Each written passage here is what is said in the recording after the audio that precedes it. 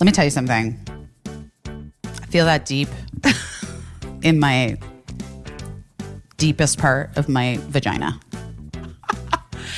I really do. I really do. I feel it in the part that clenches when someone talks about deworming themselves. I don't know what I'm doing, but I'm doing my best.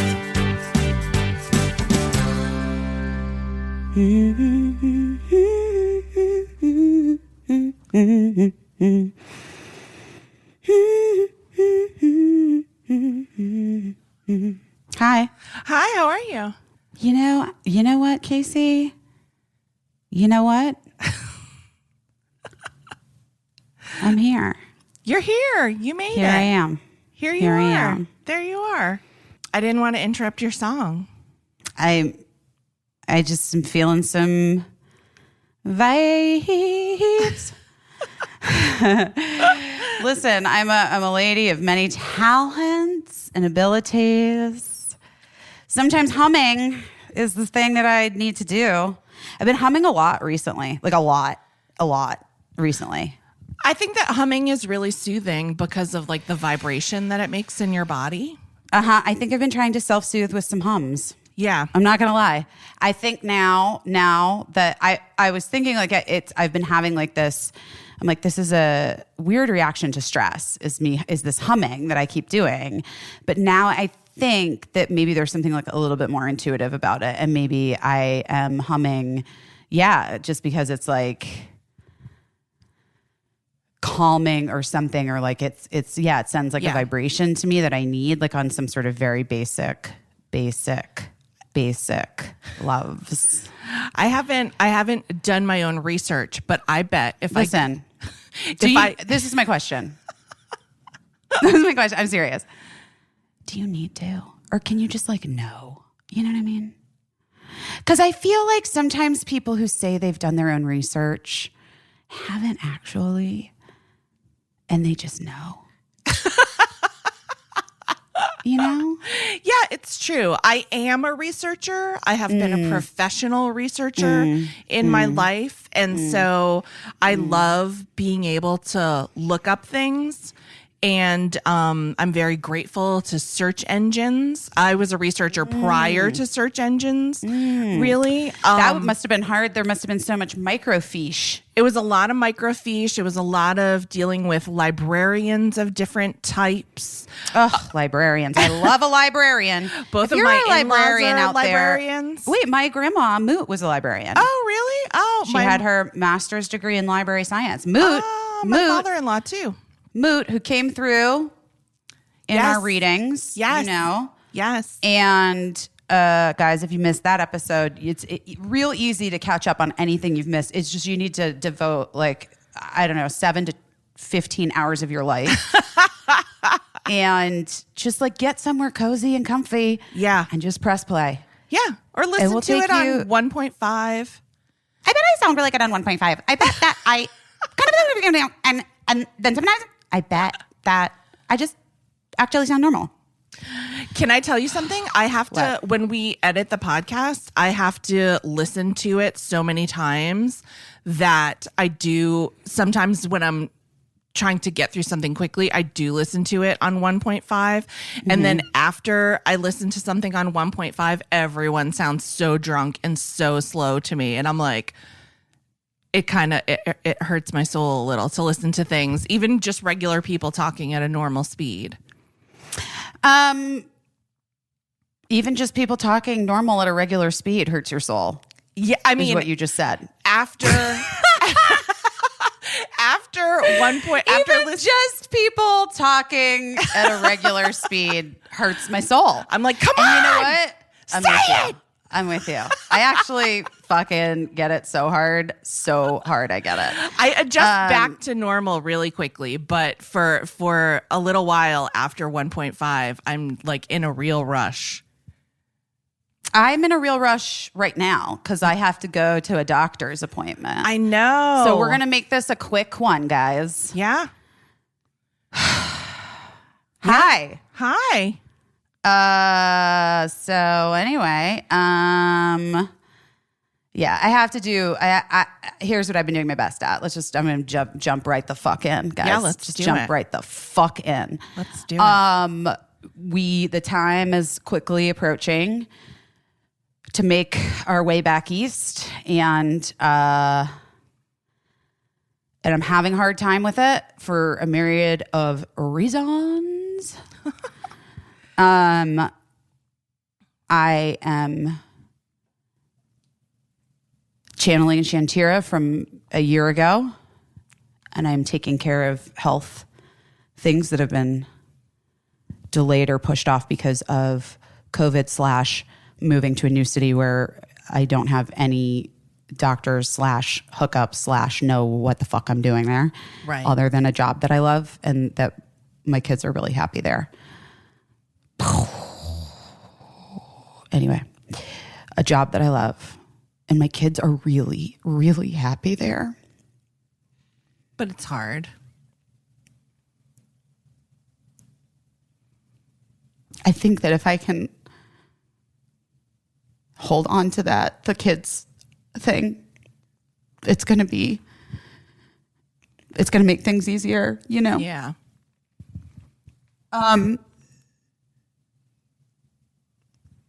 I spent most of last week trying to convince Emily Beebe to sell her house and move to New York. To be with just you? for a year. Just for Yeah. a year. She wasn't buying it. She wasn't going for it. It's bullshit. She was a real friend. No, I'm kidding. I'm totally kidding. You know what I think? Beebe. Beebe, I'm I want to kidding. say, I think it's good because I think if she said yes, you might have to worry about the kind of friend that she was. But I think by her saying no, she's not going to do that for you. You know that when she does say yes to something, it's a very sincere yes. Yeah. I also I just was like, just come for the year. Yeah. Because her professional real job, they have an office in New York because it's like professional real business, not like this fucking bullshit Yeah. entertainment vibes. It's like real stuff. work. Yeah. Real work. Anyway, but she's not moving to New York. That's fine. I think she should stay in the house that she loves. Anyway, the point being, I've been having a rough go of it, you know. I think we had nachos. We had nachos. I felt terrible because we were having like real legit like deep conversation, and Which involved me tears.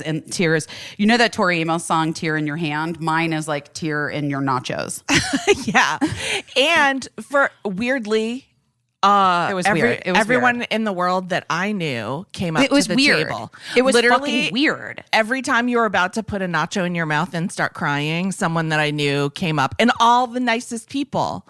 And so No one you were upset to see, or no, you were like, I was so that person's a happy to bummer? see, but I was trying to give off like, oh, we're having like deep, probably crying in nachos time. It's No nice. one was picking up on that fucking vibe. They're It's like, so nice oh, to look, it's see you." Casey. She's with Busy Phillips. She's fun, right? It was so weird. And it was It just was like, weird. well, listen, it was a great acting exercise for you to be like, yeah, I'm so happy to meet everyone that Casey's ever known in her life. And I'm and / ever worked with. Yes, it was. and ever worked guys, with. I know Casey's not underselling this. It was like every time I was about to be. And then I guess the hardest. And then somebody would be like, Casey? Hi. Oh my God, I thought it was you. And I would be like, I just, like at one point, I feel like I was like, just slid my nachos down and just moved over. I did. I moved over. And you're like, I'm so sorry. I'm like, you know what, guys? It's fine. I actually feel like this is perfect. Sometimes I do think the universe does shit like that to you so that like it just keeps it where it needs to be and doesn't let it go too far, like God forbid I have like some sort of mental breakdown at fucking Petty Cash on Beverly and then like we have to read about that on TMZ, Yeah. But that didn't happen because everyone you ever have met picked that moment in time to be at Petty Cash as well. I've heard the nachos are really good. I don't know where I heard that from. You fucking heard it from me. Me. Oh my gosh. And it's really hard because if you want to have like a good cry, like we're still doing outdoor dining vibes. So there's not a lot. I love. Here's what I realized this week. I love crying in restaurants. Obvi. I've been doing it for years. I love crying in restaurants. It's funny to me that I never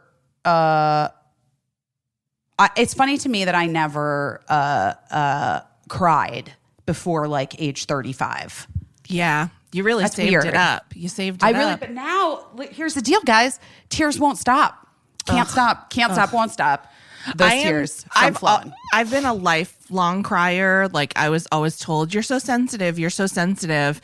And it was like a big joke in my family that when I was a baby, you could just ask me what was the matter and I would get like teared up. Like I would start.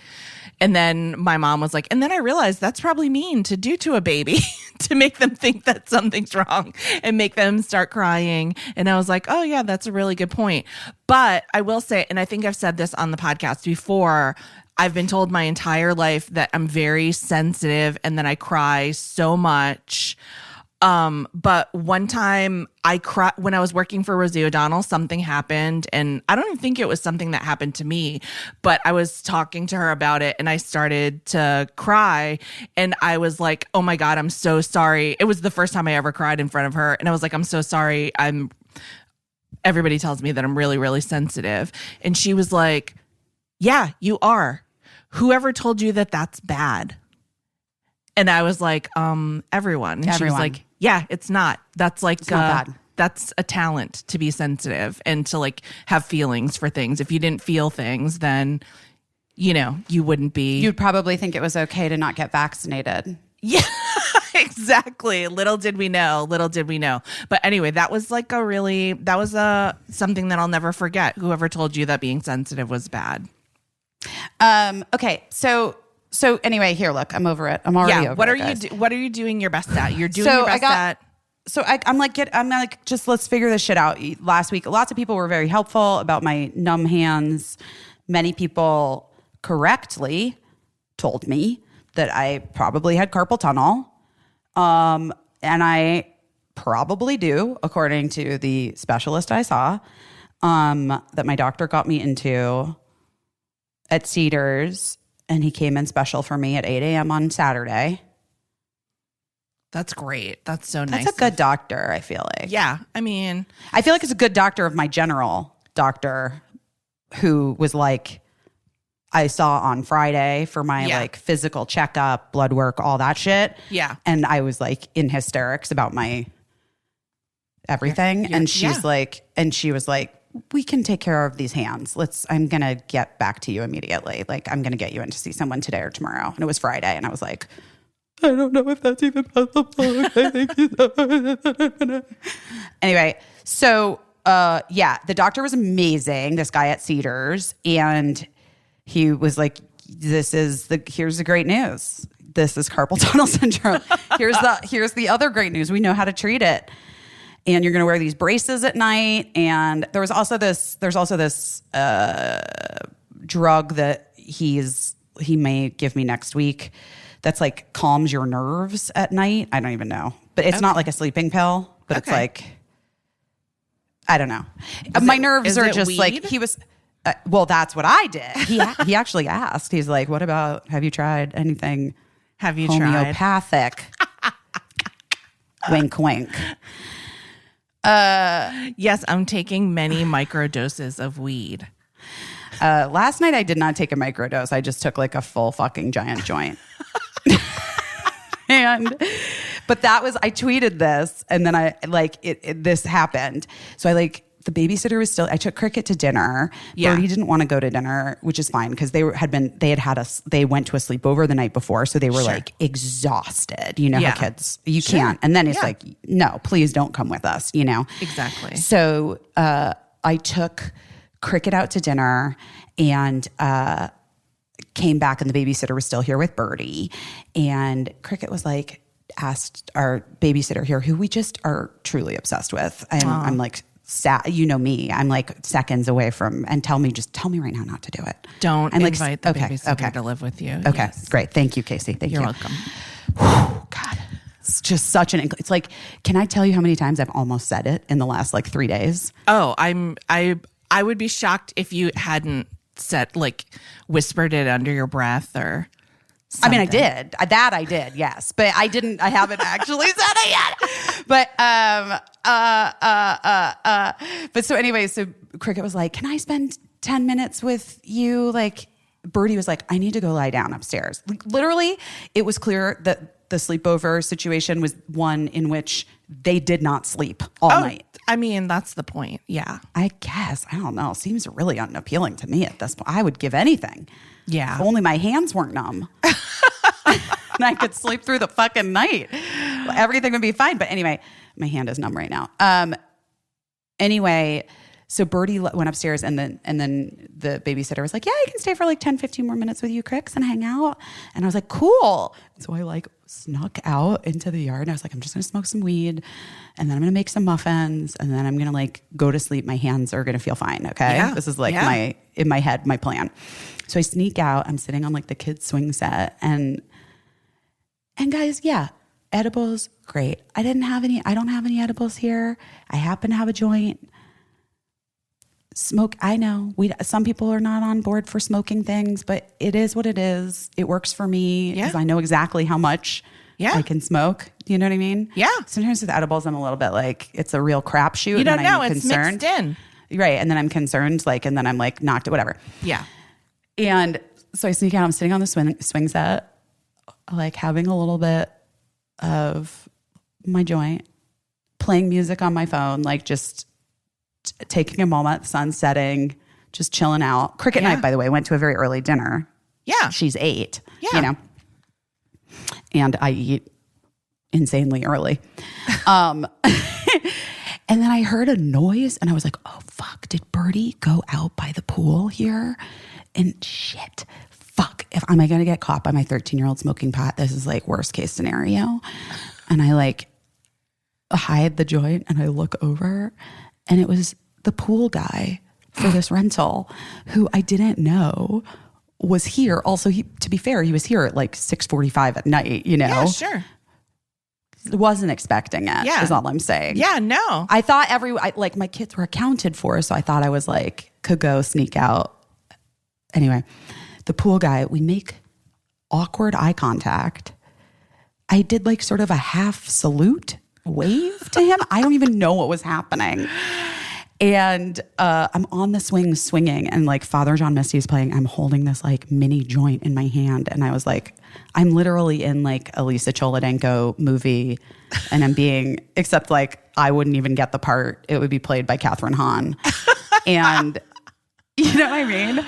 I was just like, I can't fucking believe this moment in my life is so goddamn cinematic. Like, it's so insane. And then he just like, and then I was a little bit like, I'm just going to lean into it because like that's just the week and a half, 2 weeks. This is just the life that I've had. Yeah. Like, I'm just going to fucking lean into it. So I was like, fuck it. I got a little high. I'm going to swing now. So I started swinging on the swings. And I got to say this, we never had a swing set at my old house. Yeah. And I think that was a real miss. I'm going to say that. I think that a swing set, this is not a jungle gym. This is a very simple old school swing set. Old school, 2 swings, A-frame vibes swing set. Nothing more joyful than swinging. Literally, especially if you're high. Yeah. But anytime, even when you're not high, swinging is super fun. Super fun. I have had a number of serious swing set accidents. Casey, stop it. It's true. And so I was just thinking, had you had a swing set, I guarantee you would have been hospitalized at least one time for like some swing set mishap. Me? Yes. When I was a kid? I'm going to say I'm talking about adult. my kids. No, I'm talking about my kids in my old house when they were little. Yeah. That's like okay. we never had a swing set. Okay. And I feel like that was a miss. I feel like we should have had swings. And I'm just saying this, I don't know who this is for, but you're out there listening, get a fucking swing set, guys. Yes. Just get one. Don't get some 1980s, no 1980s rusty metal swing set because that's No. Yeah. No. Yeah, no. They're much better now. Yeah. So anyway, so we got the carpal tunnel figured out, right? Yeah. And then I got in touch finally with my thyroid doctor, Okay. who this has been a long time coming. Several years ago, guys, pre-podcast, yes. Had we done Busy Tonight yet? You and I were working together, or were we not yet? Maybe getting ready. Was it before my sinus surgery? Maybe. Yes, because that was when the doctor found it, right? Because I was at the ear, nose, and throat doctor. Yeah, yeah. So, okay. So, I had basically when I was getting ready to get my sinus surgery, the ear, nose, and throat guy noticed that my thyroid was enlarged, which I think some people have actually pointed out on Instagram from time to time. Yeah. And that I should get it ultrasounded. And I went and got it ultrasounded. And then the ultrasound tech or the doctor called me back and was like, you need to go see a thyroid specialist because you have these like nodules that are pretty substantial. Yeah. And went to a thyroid doctor and my blood work was fine. But he's like, but we have to make sure it's not cancer. So I had to get a needle biopsy on these nodules in my thyroid.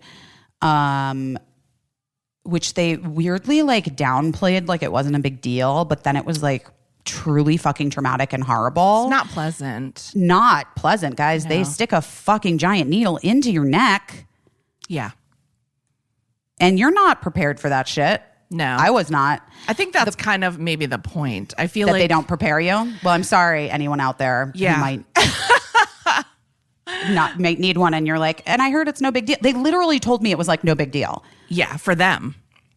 Yeah, it was no big deal for them. It was a very small deal for them. It was fucking very intense for me. Yeah. Especially because, and I know you've had a lot of experience with this, Casey, Yes. but one of the nodules is sitting like basically in front of the other one. Yeah. And in order to get like a clean sample of the one underneath, there was a lot of moving around. Listen, it was not one needle poke is No, all I'm saying. I know. It's It very was- unpleasant. Fucking horrible. But anyway, so then it all came back fine. Yeah. With the caveat that we keep an eye on it, and I go to the thyroid doctor again. And so I went back to him in 2019, and he was like, probably you should probably get it. I want you to get another ultrasound soon.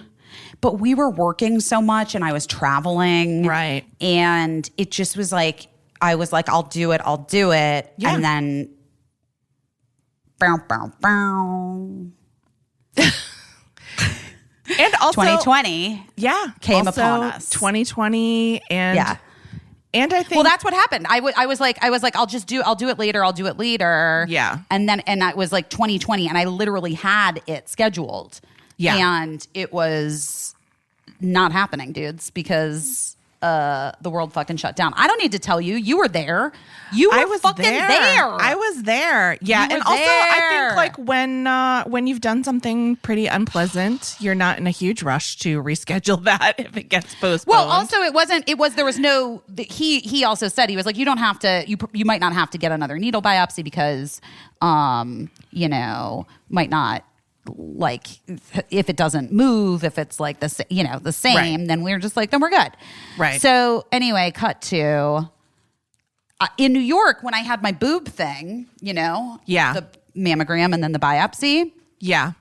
While I was in there, I literally was like, wait, do you guys do ultrasounds on thyroids here too? And she's like, yeah. And I was like, oh my God, I have a prescription for one from 2019. Do you think you can do it? And she's like, yeah, I guess so. But it was a little confusing because my doctor's in LA, not here. And Right. just like whatever. And so I got it done and like left. And like I do many things in my life, I just like assumed that the ultrasound would be sent to my doctor, no problem, and it would be easy. And then I also just like literally kind of, there's been other, life is just happening. Life is happening. And so I just was like, this was like in February. And I guess I was just like, well, they'll tell me. Someone Right. will call me. Right. You know? But then I was here and I was like running through things with Ray because I'm getting ready to leave to go back to New York with the children. Yes. And I was like, what do I need to do? What do I need to do? And then I was like, oh, you know what? Will you check in with my thyroid doctor about that ultrasound? I just never heard back and I just want to like, whatever. And he's like, yes. And then called me back like 2 minutes later and he's like, they never got it. And I was like, oh my God. It was like 6 months ago. Yeah. He's like, I know. Well, they didn't. So hold on. I'm trying to track it down now. So Ray found it, sent it over to my doctor. And yesterday I got on the phone with the doctor and he was like, how are you? What's happening? Life is wild. Also, like, this one nodule has, like, grown significantly, and I really think we're going to need to do something about this. Oh, and I was Lord. like, oh, shit, okay. He's like, I mean, it's, you know, can you see someone before you leave town? I was like, I'm leaving in, like, a couple days. Yeah. And he's like, okay, let me call over to this specialist in Santa Monica and see if she can just squeeze you in tomorrow. And I was like, oh, that sounds great. Cool. So I'm going to get a needle biopsy again on my thyroid, but this time it's with a specialist. And then when I was making the appointment, the office called me and was making the appointment. And then he was like explaining where to go. And he's like, so it's the cancer, blah, blah, blah. And I was like, oh, fuck me. Okay. Thank you, sir. So he wants me to, it depends on like the results, I guess. Yeah. Which I probably won't get today, right? I don't know when I'll get them. Tomorrow? Probably not today. If it's benign, he still wants me to come back and do this new procedure where it's like another fucking needle in your neck. Yeah. And it puts like warm it's like heat, like ultrasound heat or something. Yeah, that makes sense. Shrinks it. And shrinks it, yeah. Yeah. Because here's the thing, even if it's benign, I think those nodules like affect the way that your thyroid works, and you need your thyroid. It's important to a lot of functions for your body. So it's important to follow up and get that done. But the good news is it seems like they're making advances all the time in how they treat these things and, trying to be as uninvasive as possible. I remember back in the day, I remember having a friend just have her whole thyroid taken out. I remember that too, that big scar across someone's neck. Yeah. Quite a big scar, and really affects your life in ways that you probably don't imagine prior to having that done. So people are really lucky now to be able to get treated the way that they are, but you must be nervous. And I'm keeping a good thought for you that everything is going to be okay with that. With that, I mean, well, sure. I didn't want to overpromise. I'm keeping. There's a lot that's up. There's a lot that's up in the air, Case. We don't fucking. I know. I know. Yeah, I mean, listen, I'm nervous about everything. I know. I don't love the part of me that reverts back to programming that I didn't sign up for. Yeah. Like the part of me that feels like being a woman in her 40s means that I'm fucking done, Yeah. Because I don't believe that, but it's hard. It's so fucking hard not to. Yeah. When everything points to it. It feels like all the fucking time. And I hated my 20s. And I was pretty unhappy in my early 30s. You know what I mean? Yeah. And I started to get hot at like 35. So it's like I like intellectually understand things. I do. I really fucking do. It's hard to feel like your fucking body isn't working the way that you want it to, and like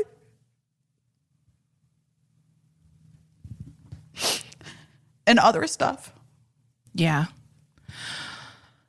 Well, listen, here's the real truth, right? That you're talking about like feeling you're in your 40s and you're feeling invisible. And the truth is, you will fucking be invisible to some people. It's like that time when Leonardo DiCaprio looked at me. Remember? We talk about it a lot. And because guys, if you haven't heard this story, it was that I was at the Golden Globes with Michelle for the My Week with Marilyn year. I believe it was the My Week with Marilyn year. Had she won? I think it was that year. She's been nominated for so many fucking awards. So many awards. Yeah. And we were backstage and we were talking to Jonah Hill, and Leonardo DiCaprio was there, and they had worked together in Shutter Island, Michelle and Leo. And I've known Jonah like obviously forever. Yeah. I don't know. Maybe that's not obvious, guys. I don't know. But like the whole seems like you would. Yeah, I mean, it's like when you think about, I mean, he's the best, but when you think about like Superbad and Judd and like that whole crew and everybody, like whatever, Jonah's been around and I've known Jonah for a long time, and he's great. And so we were like chatting backstage, and his mom was there too. And like Leonardo DiCaprio, I mean, like to be fair, is a man who's, I mean, almost 50, I guess. He's older than I am. I don't know. Well, anyway, the point being, he also, clearly has this reputation for like, I get older, they stay the same age. Yeah. He's 46. And 46. Okay, so he's a few years older than me. A few years older than me. Anyway, so, when he was like chatting with Michelle and wasn't really like looking at me or like anything, and then we were all kind of like talking, the four of us, and then I said something funny, and he like laughed at it, and then looked at me, and then really looked at me. Yeah. Like saw me. Yeah. And was like, huh. And it was like, I was like, for the rest of my life, like I can take that one to the grave for a man who's like, kind of only into like women in their 20s. Here I am. Yeah. 38 years old. Yeah. And he looked at me. I don't know why it felt like a win is all I'm saying. But see, that's the thing. That's the thing that's so fucked. Yeah. Did you find him attractive? Yes. Obviously, he's Leonardo DiCaprio. I'm like obsessed with him since I was a child. Okay. All right. I mean, he was like the one teen crush I ever had. Yeah. He was it. That was it. I only had a crush on him. Yeah. Okay. All right. That might not be programming. That's a good feeling to be like acknowledged by someone that you have admired. Like that's exciting, It's exciting the way like getting served good food is exciting. That sounds sad. It's like that sounds sad. I'm sorry. It's like, that doesn't sound great. I don't love it. I think I don't know. It was nachos. That's like, it was a little bit of nachos to have Leonardo DiCaprio look into you. But look into your soul. And think for 1 second, could I fuck a woman in her late 30s? And then be like, abso-fucking-lutely not. Goodbye. Anyway, yeah. So it's a struggle. It's a struggle. It's a struggle. It's all a struggle. But I'm doing my fucking best. I'm getting this shit taken care of. I probably, knock wood that it's benign. Let you know next week, Mom. When you listen to this podcast, my mother literally sent me a text yesterday that was like, Busy, what is going on with you health-wise? What is happening? I need to know. I can't find these things out from your fucking podcast. I was like, oh, good point. But even if it is, I mean, when it is, let's say when it is. When it's not cancer of the thyroid, I will probably come back into LA to have that procedure done. I want to do it before I go back to Girls Five Eva. 'Cause it does affect, you know, my throat. Like I get like throat clearing stuff, and like I get like kind of like junky throat stuff and acid reflux. And part of that can be due to these like nodule vibes that are all up in my shit. I'm just keeping a good thought for you because I think the nodules are really common. I think it's something a lot of people go through. I think it's like, this is the one thing that truly, not the one thing, everything about medicine in our country frustrates me. But it is frustrating that you just have to see so many people and wait and, you know, and you're just left sort of hanging and waiting for follow-ups and for information.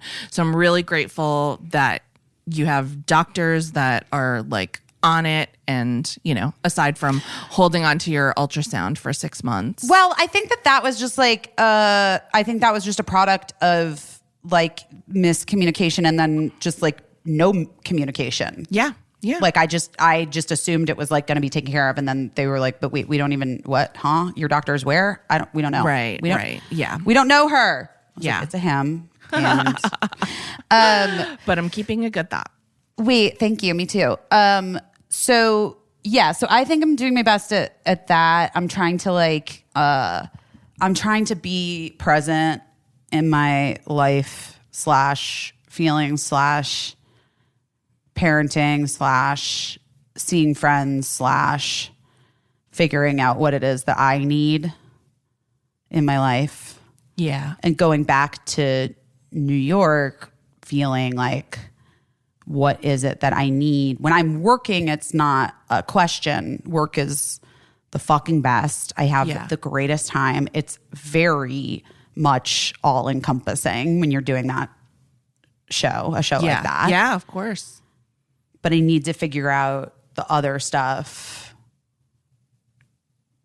And yeah, that's it, guys. That's it.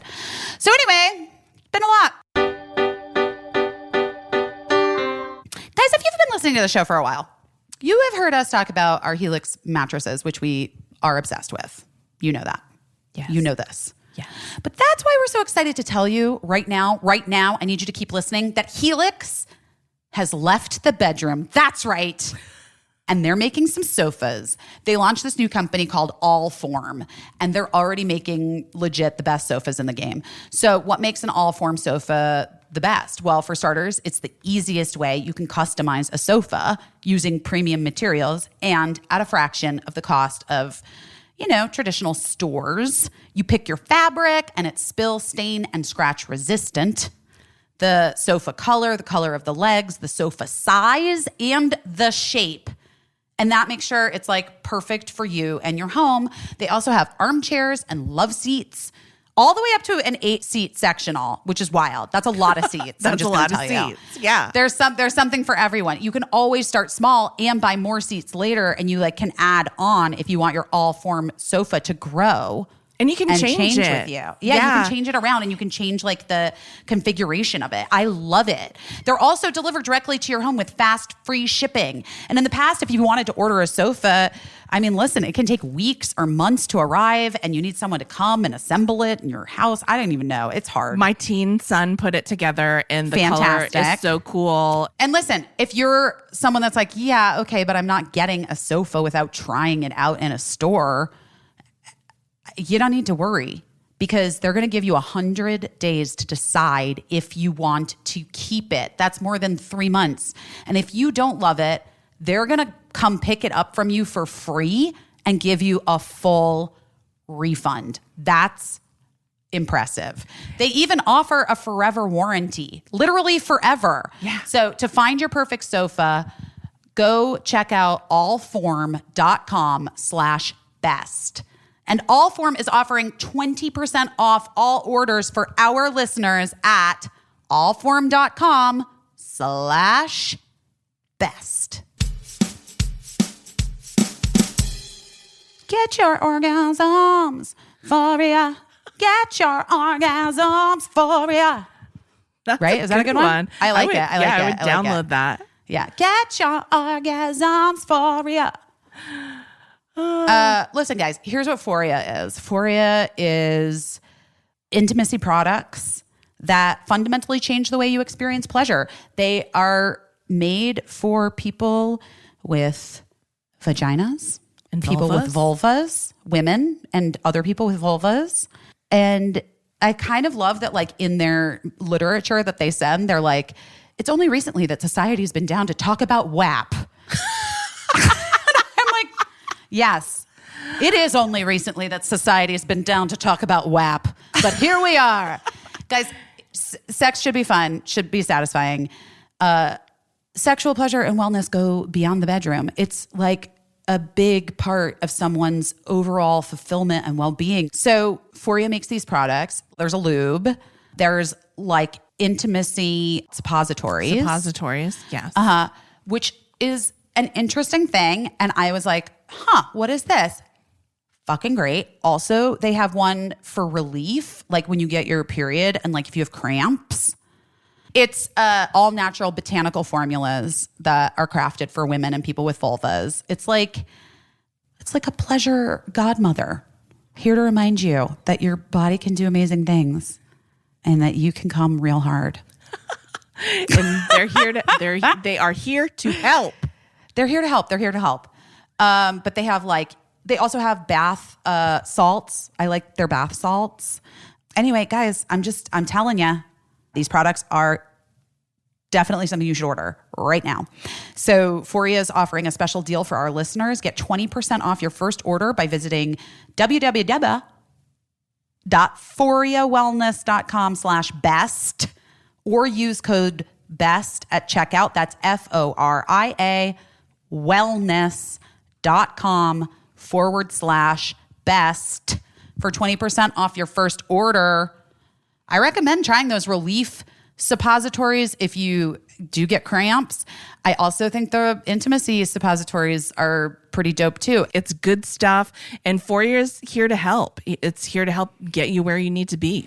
And listen, like, we all want to do our best. And sometimes doing our best means getting some help. Yeah. To do our best. Down there. Getting some help down there, guys. Just get some help down there. All right. Go get it. Go get it.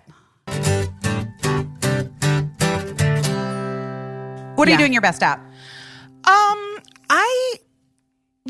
It's not really interesting. I'm just sort of like living life and doing the same things that I have talked about many times.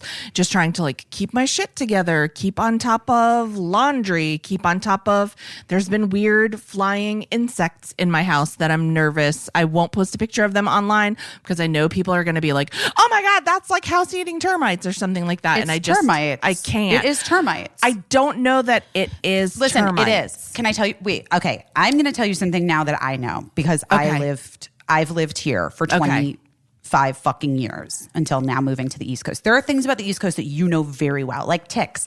I didn't know about ticks. I didn't fucking know. Yes. I know about termites. Those are termites. And here's all you have to do is you're going to just make a call today and a guy is going to come out. Well, that's and they're going to do a thing. But you just have to make the call because you don't want it to go too far. Every house in Southern California, in Arizona, has fucking termites. You will get them again. You move in, they remediate the termite situation. They're like, the termites are gone. 2 years later, they come back. But what you don't want is for them to eat away at like the casings on your windows and doors and shit, because then that's just like a bunch of bullshit you have to replace, and then it's expensive. Yes. So just call. I mean, I used Tandler Termite. They're not podcast supporters, but I used Tandler Termite when I was here. They would come out like every 6 months, do a little fucking doo-doo-doo, and get rid of the guys.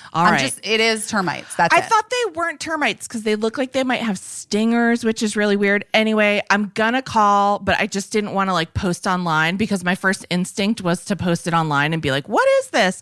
And then I knew everyone was gonna be like, that's termites, or like worse, whatever's worse than termites. But also, can I just say something? Like, we don't have to, it doesn't have to all be done by committee. Yes, Your inclination you're right. to not post it is right. Don't fucking do it. Just call a pest control person and have them come out and they'll be like, oh yeah, this is definitely termites. And they'll just get rid of it. Just, just trying to stay on top of those bugs. I don't appreciate them. Fuck bugs. Yeah, fuck bugs. And also just have really been like trying to handle a little bit of loneliness. Like my husband's days off changed and it has weirdly like thrown me off. Like it feels like a longer week for me. So I'm just trying to like see people and when I can or talk to people. And I was so happy to see one friend that I pretended to like sushi. Like I ate a piece of their sushi and that was and then I did a little acting. I like nice. Like I went to have lunch with a friend and it was like the kind of friend that you can't like, I don't know. I just felt like I couldn't say no. Yeah. And she wanted me to eat a piece of sushi and I just ate it and pretended I liked it. And I fucking hate sushi. Yeah. I do. That's crazy. I just chewed it up and swallowed it. And I was like, this is the cost of like battling loneliness in these days of COVID Delta variant. Sometimes you just have to eat a sushi and shut the fuck up about it. Listen, I guess. Yeah. I mean, I don't know. Sushi, like it really hurts my stomach at this point. So I'm not, that's not my journey. I don't like seafood to begin with. Like I have very limited things that I will eat from seafood. I'll eat a shrimp cocktail and I'll eat a whitefish. But even like a whitefish, I'm not so cool with, and I'm not going to tell you why, but if anyone wants to know, you can DM me on Instagram about why I don't even love whitefish that much anymore now that I've seen something that I can't unsee. Is it the fish that have teeth? No, it's not that. It's not What that. is it? Tell me. I feel like this is mean. It's that. Okay, like if you don't want to hear about it, don't hear about it. And I know it's so stupid, but some of those whitefishes have worms in them, like in the flesh of them, and they pull it out with pliers. But I saw somebody doing that when I was on like a fishing trip. I'm going to throw up. Don't do it. Stop talking about it right now. Stop talking about it. Stop talking about it right now. You know what this reminds me of? One time we were eating at Connie and Ted's here in LA, which is a seafood restaurant. Yes. And, okay. And this little kid like came over to our table. This little kid was like, and Cricket was, I want to say Cricket was like probably like 2 or 3 at the time. And so whatever that makes Birdie, like 7. Yeah. And the kid was like in between. I feel like he was like 5-ish. And he's like starts talking to us and we realize like we kind of know the kid because we were somewhere on vacation and he was there with his family and this is his MO. Like he like travels from table to table and just talks to people like at restaurant or whatever. Yeah. Which seems less weird at like a resort in Mexico than it does at like a restaurant in West Hollywood. But whatever. Yeah. I'm friendly to children and he was like really cute and whatever. And then he was like talking about where we were in Mexico at this like resort place. And then he was like, well, you gotta really be careful because I had a giant worm in my foot because I was just walking around barefoot and a worm just crawled in and then they had to take it out surgically. And I was like, what the fuck is happening? And the mom like comes running over and she's like, oh my God, I'm so sorry. Is he telling you about the worm? And I was like, yeah, what? And she's like, he was walking barefoot and I don't know, he got this worm and we didn't know about it. And then like we got back to the United States and like it was just like crawling around on the ball of his foot or whatever. Oh my God. And okay, great. And like she's like, and I, and we had to get it removed. I was like, this is truly the most horrifying thing and such a case for like never being barefoot ever in your life anywhere.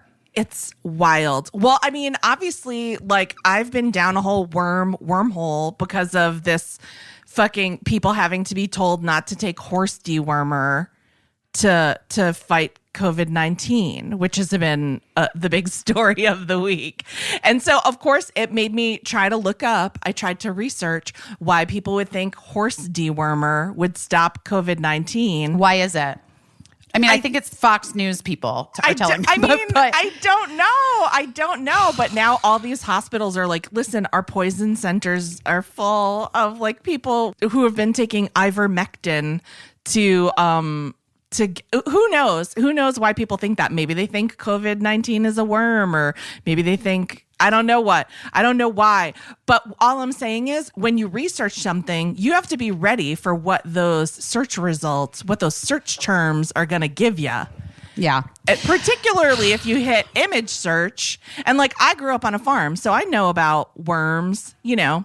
And then also there's a TikTok trend, I believe, of people that are like not taking ivermectin to fight COVID-19, but doing the human version of deworming themselves. And so, of course, like, what is that? In other countries I don't want this. I don't want this. It's fairly common for people to deworm themselves and their family members if they like live in a place where, you know, you walk around barefoot or whatever. I guess in the United States, this is according to doing my own research, which, as we know, could be all wrong information. I don't like any of this. But I read some article that like all of these like human worming medications or whatever are all sold out because it's like a trend on TikTok right now to like poop and then show the worms or something. Yeah, Is to that like what you do? deworm yourself. Wow, guys. Wow. Well, but then I'm like, we've done it. We've actually entered the 7th circle of hell. Yeah, I mean, people are just, I don't know. People are wild. Listen, if you live in a country where it's common to deworm yourself once or twice a year, please will you tell me about it? Because I want to know about it. I think I probably have worms. I'm just going to say it. I probably do. I think that there's like a very good chance that I have like I have like a guy living inside me that's been in there for, I don't know, maybe close to a decade. You have like a tapeworm that's running a production company out of your colon. Listen, he can get things greenlit, and I'm happy for him. But you know what? You know what the keyword is there? Him.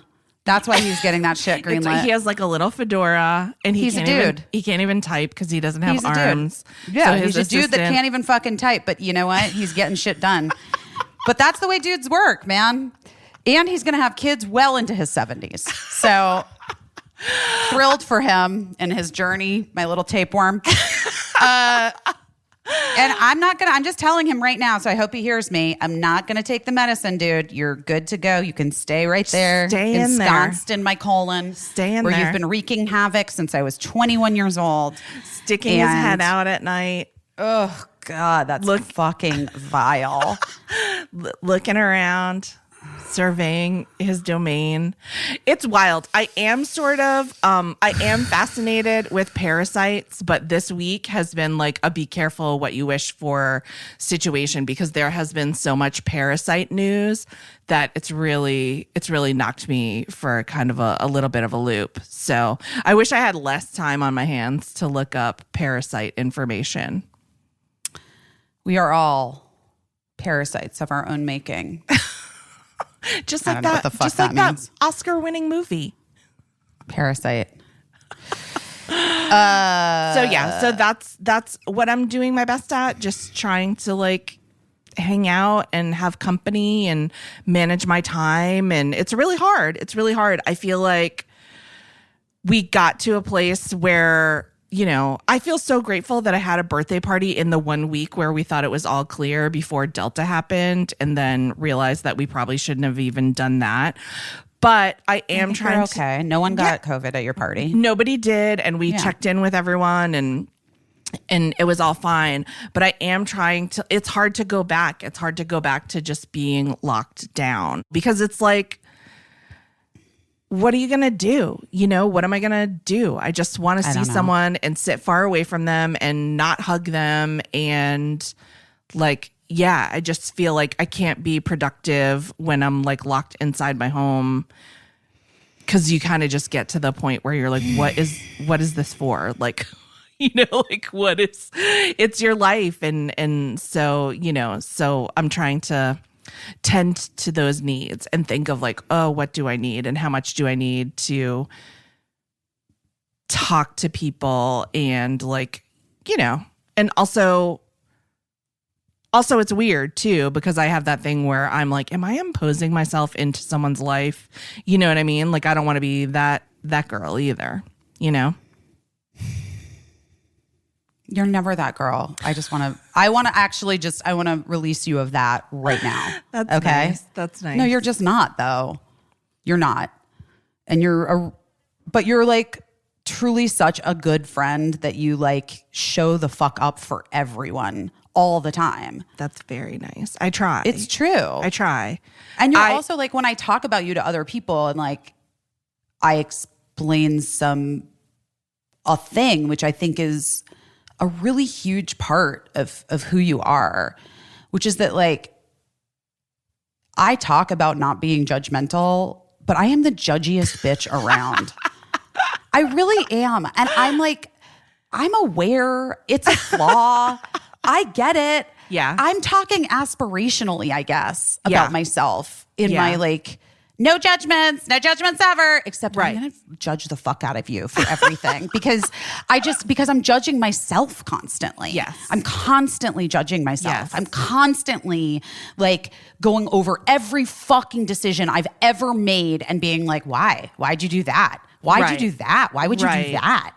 Right. So I like talk such a fucking big game about non-judgmental living. Yeah. And it is just that. I try. I really do try. Of course. But it's not working out great for me. You know what I mean? Yeah.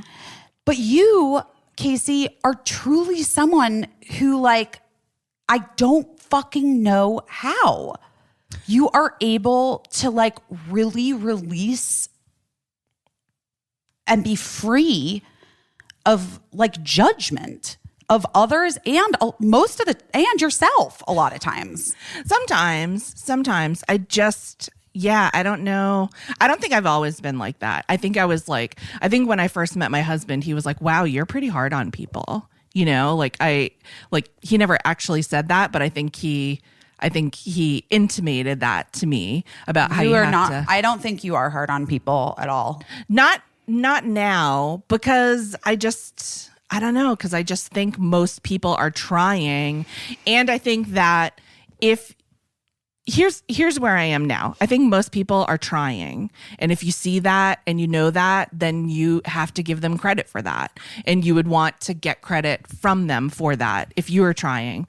But I think also, sometimes you tease me about being pragmatic and saying, we'll see, maybe, but I really am trying to see. And if I see that someone isn't trying, then that's okay. But it just I can't keep depending on them to try.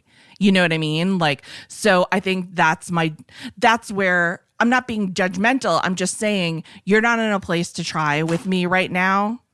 And so it's pointless for me to keep trying. So let's just let's call it. So I think that as I've aged, I've been let me just let you off the hook for this because it's not something you're capable of. And it doesn't mean anything. And it's not judgmental. It's just something that's not happening right now because why am I going to spend my whole life running into a brick wall of trying to get someone to do something that they're just never gonna do, Because most of us spend our lives running repeatedly into a brick wall. That's what this all is. That's what we've been doing. Yes. That's what we're all doing, currently doing. Everybody's doing all the fucking time. Yes. I'm so sore. It is really, and I think because of maybe things when I was growing up or whatever, I spent a lot of time trying to make things be different with different people, begging people to be different. And some people, Here's the thing. I'm not saying that people never change, but me begging them to change isn't what's ever going to get anyone to change. So I can like put a pin in it. And if someone changes over time and comes back to me, great. Like, let's pick it up there and see how it's going. But in terms of like, there was a point where I was like, oh, I'm not going to beg someone to be different. You know what I mean? People say like, I mean, this is like Instagram memes, you know, like if he was gonna call you, he's gonna call you. If he wanted to be there for you, he'd be there for you. Like women are always posting these like relationship memes, like about romantic relationships. But I think it applies to like everything. Like, didn't Travis Barker just went on a plane for the first time in 13 years after he survived a plane crash for Kourtney Kardashian or something? And people are really holding that up, you know, as like their relationship is so special, blah, blah, blah. But like sometimes like a person like Travis Barker will do something that he didn't do in 13 years because he loves Kourtney Kardashian. You know what I mean? Like, well, bless the fucking two of them. Bless the two of them. You know what I'm saying? I love that but for like both of them. You know, no, I get it. And here's the thing. You can't guilt someone into change. You can't shame them into change. You can't push them. You can't like, you know, martyr yourself and hope that it makes it so. Like you can't, you're correct. The only thing that brings about change for a person is their own willingness and realization that they want to, and then they genuinely do. Right. You know? Right. Or they don't. And that's also like a thing as well. And then that's where you get to be like, well, and this is where we say goodbye. Adieu. Goodbye. Adieu. I was going to say adieu. I want to recommend 2 songs for anyone who's feeling like who's under. Wow. Okay, it's a 1-2 punch. Kidding. Give it to me. Bonnie Raitt's "I Can't Make You Love Me." Oh yeah, I can't make you love me if you don't. I can't make your heart feel something it won't. Here in my okay, we love it. So that is such a great song, and it applies to everything, like romantic, friendships, everything. Because also, you can't make someone unlove you if they do. You know what I mean? Like you can be the biggest goober and like fuck up repeatedly, and if someone really loves you, they will just keep trying to make it work. And so it works both ways. And so you have to but anyway, hearing that song I think has been like a pretty pivotal thing. Prince does a cover of it if you're interested. Fantastic. We do. You can look into it. And then the second song is This Song Changed My Life. It's by Frazee Ford. Frazee Ford, you might not know, but she's so great. And the song is, I believe, just called Done. And it's a great video. I recommend watching the video. I recommend aspiring to all of the outfits in the video. Okay. I'm going to add, I need to add. Now I'm adding. Okay, add. Guys, rip to Don Everly, who passed away this week. Yes. And I woke up the other morning, and I've been feeling a lot of things, in case you can't fucking tell. And my friend Phil Morrison, who I've known for legit at this point, I think, close to 20 years, maybe 20 years. Yeah, he's so great. He's the best. He sent me an Everly Brothers song called I Wonder If I Care As Much. And the version is off of the Roots album. Okay. And I highly fucking recommend it. It is, honestly, maybe one of the best songs ever in the world. Ever. Okay. All right. For me to say that, I mean, you know. Yeah. I'll send it to you right now. Okay. So that's number 1. And then number 2, Birdie's been playing Happiness by Taylor Swift a lot. And I fucking love that song. Yes.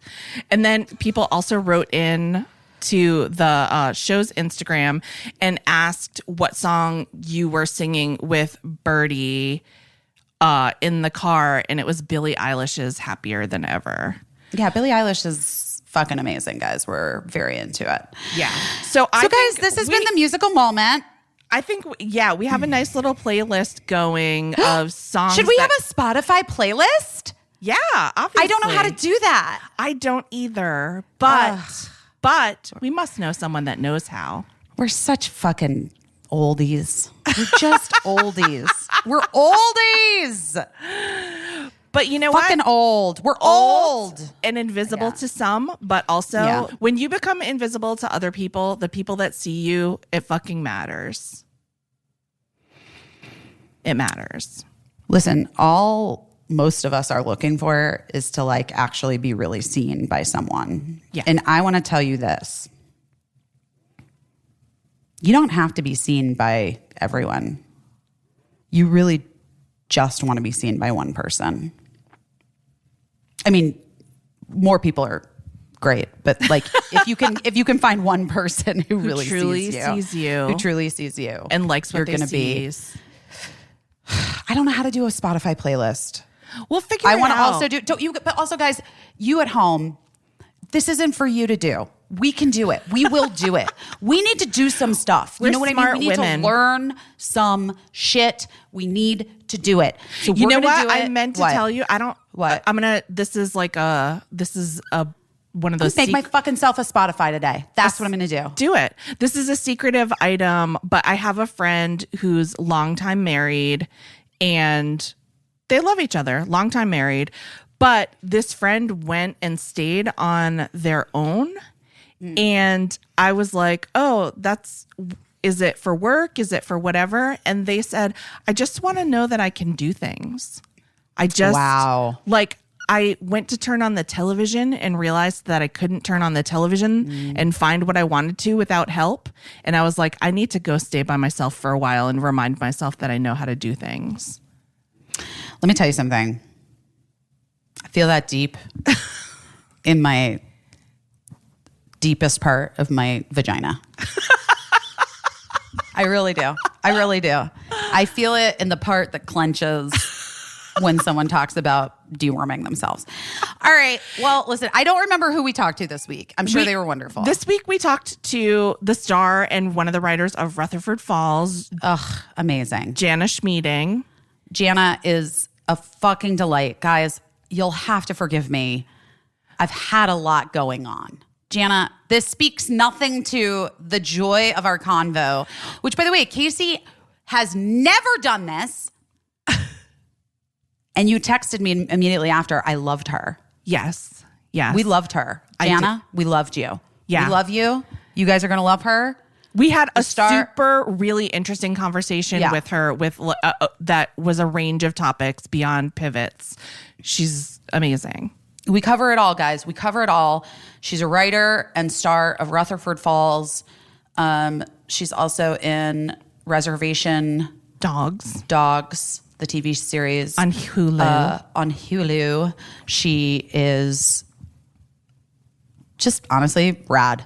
She's super rad. Please enjoy our convo. We pick up the convo where Busy enters a little late, just FYI. That's because she was held up somewhere, but then it gets us talking about other interesting things. But I just want to be clear because it's a little weird, the start. Listen, guys, you've made it this far. You know what I mean? Just like you get it. You get it. Okay. Yeah. Let's listen.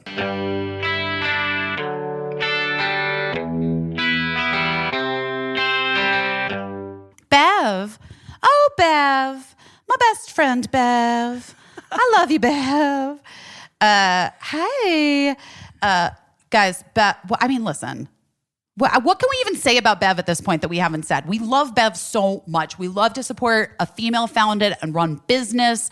We love that they're trying to disrupt in an industry and culture that's been operated by men for generations. It's the first female-first canned wine brand. And if you haven't tried Bev yet, guys, I just got to tell you, get into it. It's great. It's great. They have 4 varietals: Rosé, Sauv Blanc, Pinot Gris, and Pinot Noir. They come in little cans. I love the Rosé. Their wines are like dry and crisp, a little fizzy, zero sugar, and only 3 carbs and 100 calories per serving. It makes it easy to have a glass of wine and not overindulge. And you don't open a bottle of wine and then like 3 days later, you're like, oh, I'd like another glass of wine. And then you're like, ew, this tastes weird. What happened? It's perfect for when you're cutting back on sugar or you're cutting back on drinking. The cans are cute and tiny, and I love the like font on them. I mean, I could talk for days. Each can is a glass and a half of wine. It's like just perfect. It's the perfect amount of a pour for yourself. You know what I mean? Yeah. A 24 pack is equal to 8 bottles of wine. So listen, we've worked out an exclusive deal for Busy Phillips is Doing Her Best podcast listeners. You can receive 20% off your first purchase plus free shipping on all orders. We suggest trying their best-selling Ladies Night Variety Pack so that you can like try out all of the varietals. They're all delicious and you can feel out which one is your vibe. Go to drinkbev.com/busy or use code BUSY at checkout to claim the deal. That's drinkbev.com/busy. All right, Blue Land. I love Blue Land. This is so exciting. We're doing all these ads for products I'm obsessed with. I know. Well, that's why we're working with them, because we really, really love Blue Land. Guys, so here's what Blue Land is. A lot of people think eco-friendly products are more expensive and less effective, especially when it comes to cleaning your home. Okay? These are cleaning products. It might say all natural, but you're not really sure if it gets the job done. Blue Land has fixed that with its revolutionary refill tablets. So it was founded on the belief that a cleaner planet starts at home. It's a simple idea. You buy one bottle, you buy the bottle once, you refill it forever, no more plastic waste. Also, the bottles just look better. It just looks better. A breath of fresh air for me. I hate a hectic bottle. Me too. You just fill Blue Land's beautiful Instagrammable bottles with warm water. You pop in one of the hand soap or spray cleaner tablets. They've got a bunch of different kinds. Within minutes, you have powerful and effective cleaning products in the most incredible scents, like rose bergamot and lily mint. I like the lily mint one personally. Yeah. Blue Land's stunning high quality forever bottles start at just $10 when you buy a kit and are meant to be reused forever. And the money-saving refill tablets start at just $2. So every time you buy basically glass cleaner, you're just spending $2. And Blue Land sends you the tablet and you pop it into the glass bottle you've already purchased.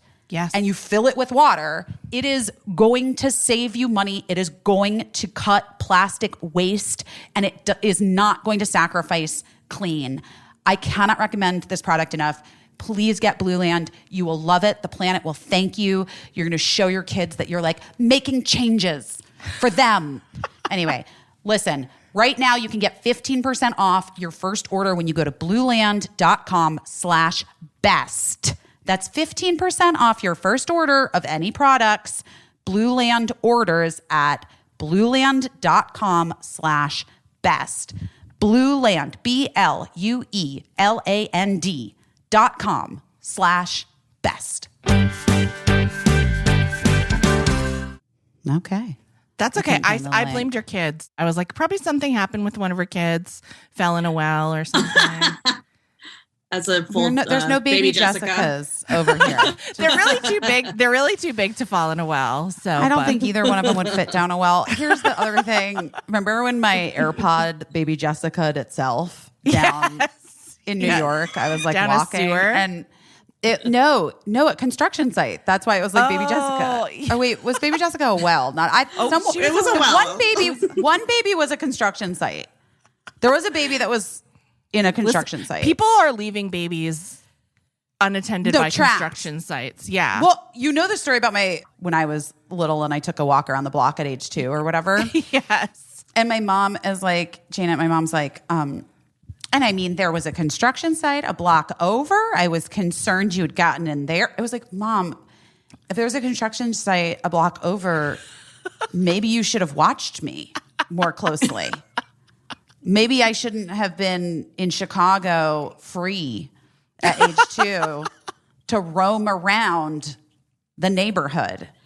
And she was like, it was a different time, It was Busy. a different time. It was a different time. I mean, I'm a baby. I was like an 80s baby. So I was roaming free for, every day. I ran away literally 15 times and nobody noticed. It was glorious. Did your mom help you pack when you would run away? I don't even think she bothered to help me pack. I think I was like, I'm running away. I also had like old, like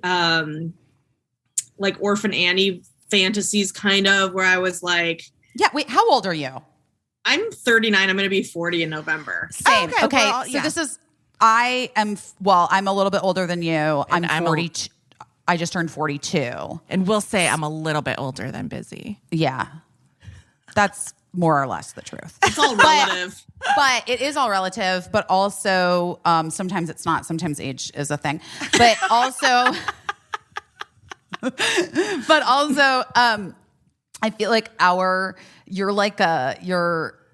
a zennial, a zillennial. You're a zillennial. You're 81, is that right? Or 82? 81. 81. Yeah, so you're a zillennial. I'm 79. I'm not really a zillennial, but I'll claim it.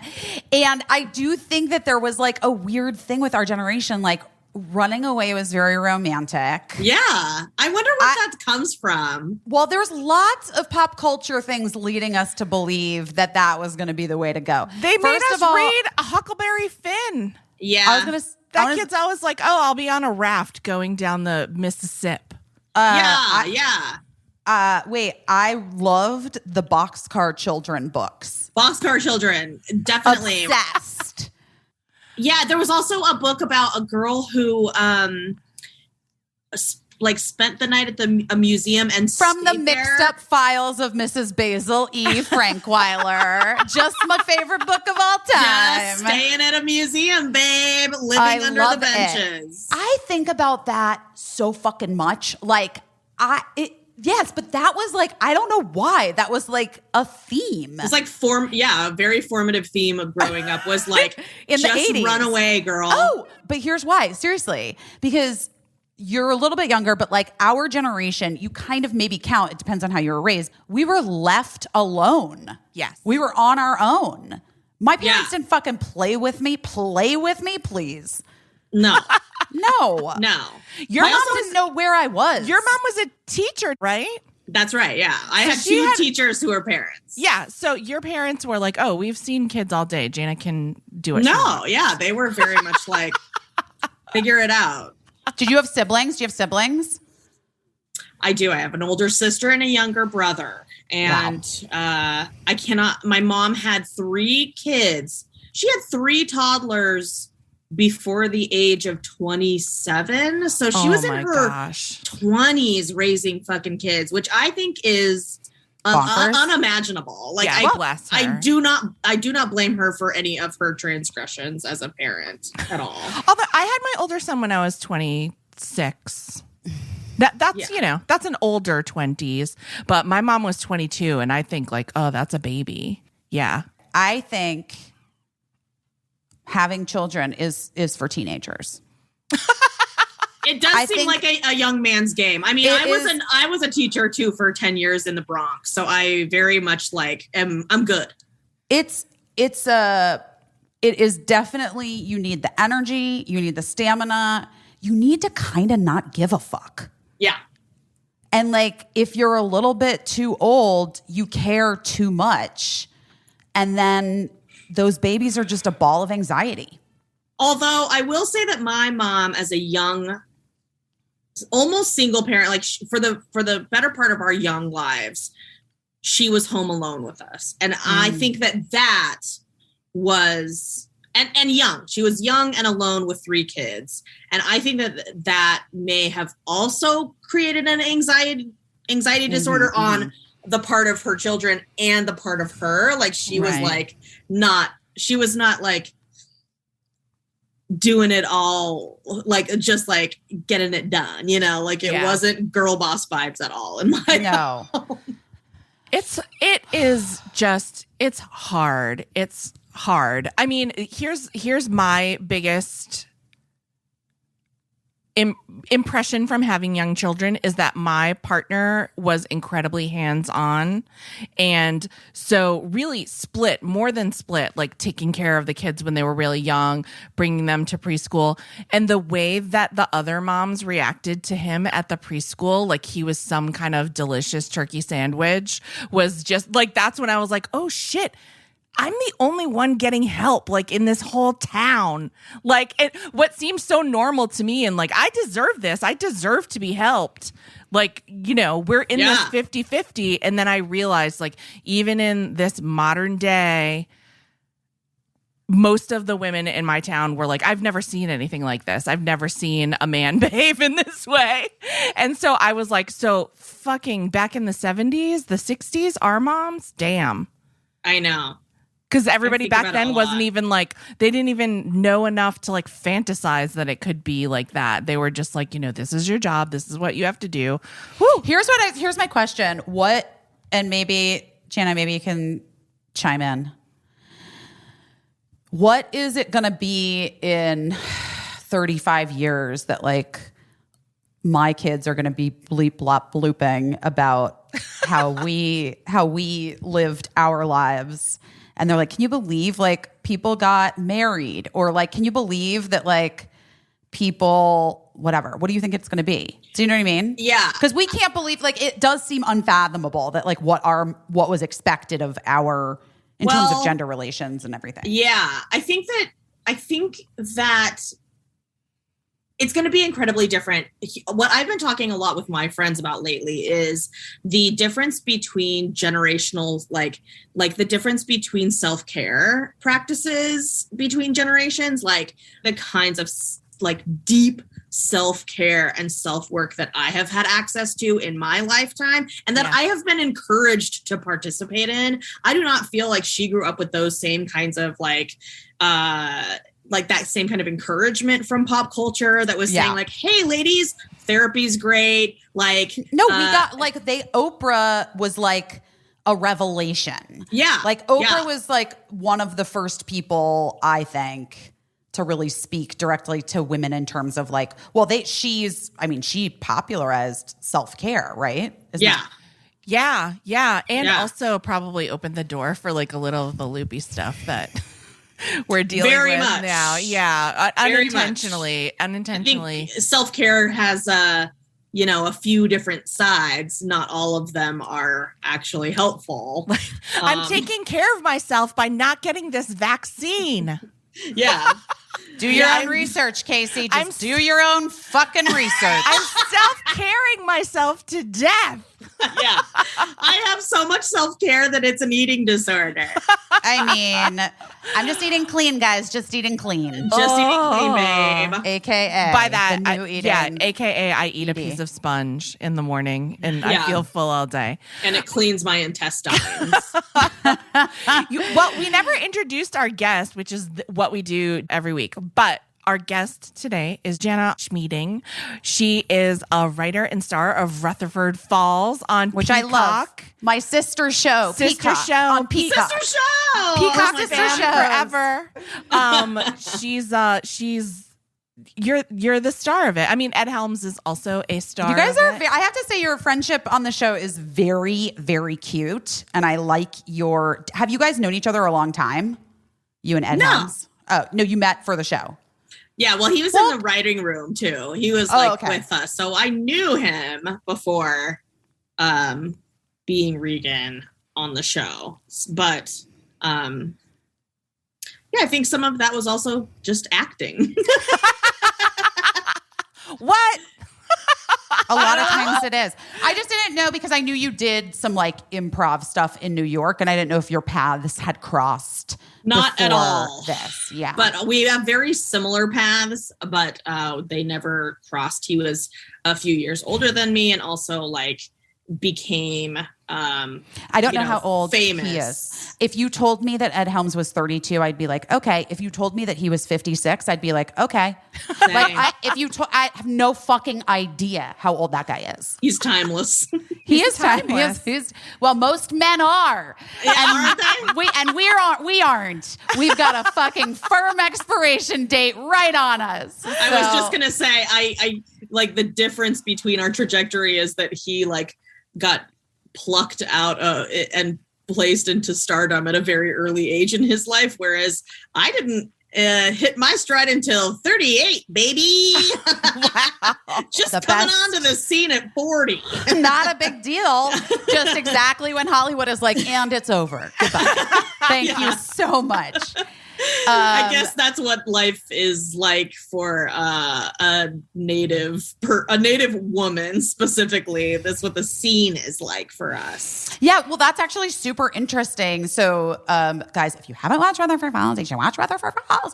No, you really should. It's fucking great. I love it. And I love that a lot of what happens in the show, and I don't want to like ruin it for anyone because I think it's very bingeable, I do want to say. Yes. Yeah. Yes. I think And we're also past, spoiler alerts for this when it came out in I April.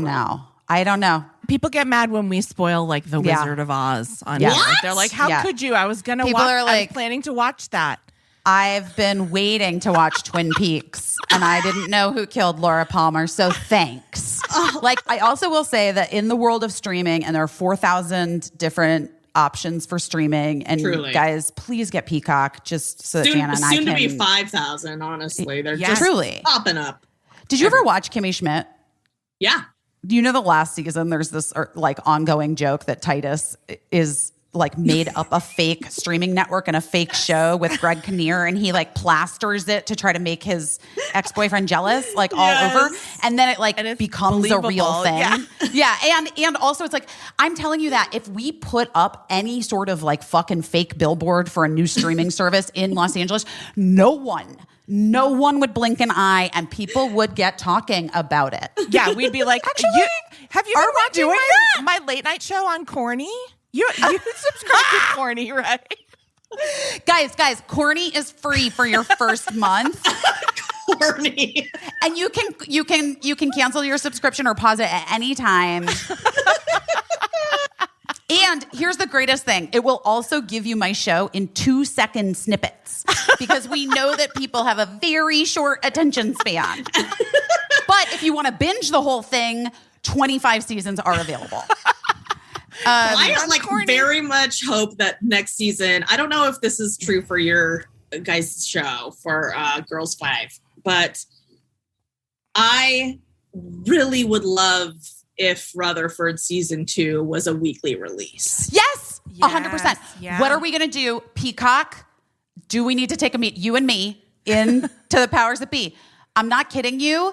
Here's what I'm going to say. I'm going to say it about your show, and I'm going to say it about my show, and I'm going to say it about other shows. There are other shows that have come out on a weekly basis that on streamers that I feel like have gotten more and more people watching because it's like the build up. And also some people check into like those websites every fucking day when they're at work. Right. And they're like, oh, what is Pitchfork TV or what? I don't know what the websites are because I'm actually not one of those people, but Vulture. like Vulture. Thank Yeah. you. God damn it. Yes. Yes. And it creates like a momentum and a thing. And then people are like, oh, it's the best fucking show. Because your show is so great. I think Peacock's doing great stuff. You know, fingers crossed for agree. both of us. It keeps going. But but we're doing a season 2. You're in the writer's room now for season 2, right? Yes, we are. That's so exciting. That's so Yeah. exciting. It's really fun. So for people who haven't watched Rutherford Falls, it's kind of like you and Ed Helms play like lifelong best friends. His town, his heritage is kind of like the town's colonial. The town's Settler. named after him, and he's super into like preserving his family's heritage and their legacy in this town. And you play a native character who is also, in your own way, concerned with preserving the native legacy. And it's interesting. My favorite part of the show is that it's very funny, but I like realizing things as your character is realizing things like, oh, this thing that I put up with for a long time might be fucked up. Yeah. I love like, and just even your expressions, like it's really good. It's really good. And plus like being from New England. It has like a very New England feeling vibe to me. And I'm like, oh, this could literally apply to every town I've known through my life, probably. Yeah, it's sort of like a commentary on, we used New England and the Northeast. We all know about it because we've, existed there. But, yes, there's a very heavy adherence and pride in like early colonial history and early independence, American independence. So it sort of like touches on all those themes, fun historical town tropes, right. And how much we cling to them as a culture. But also the town of Rutherford Falls sits adjacent to a fictional tribal nation called the Minnesota Nation, which is what my character Regan Wells is a member of. And she has like 2 master's degrees in museum science, and she's like a historian too, like Nathan. But like, there's a joke where she was like, we've both always dreamed about having our own museums. And when I was finished getting my 2 master's degrees and coming home, you had a museum. Right. Oh my gosh. So it also is a commentary about how Indigenous history of the United States is completely invisible and ignored.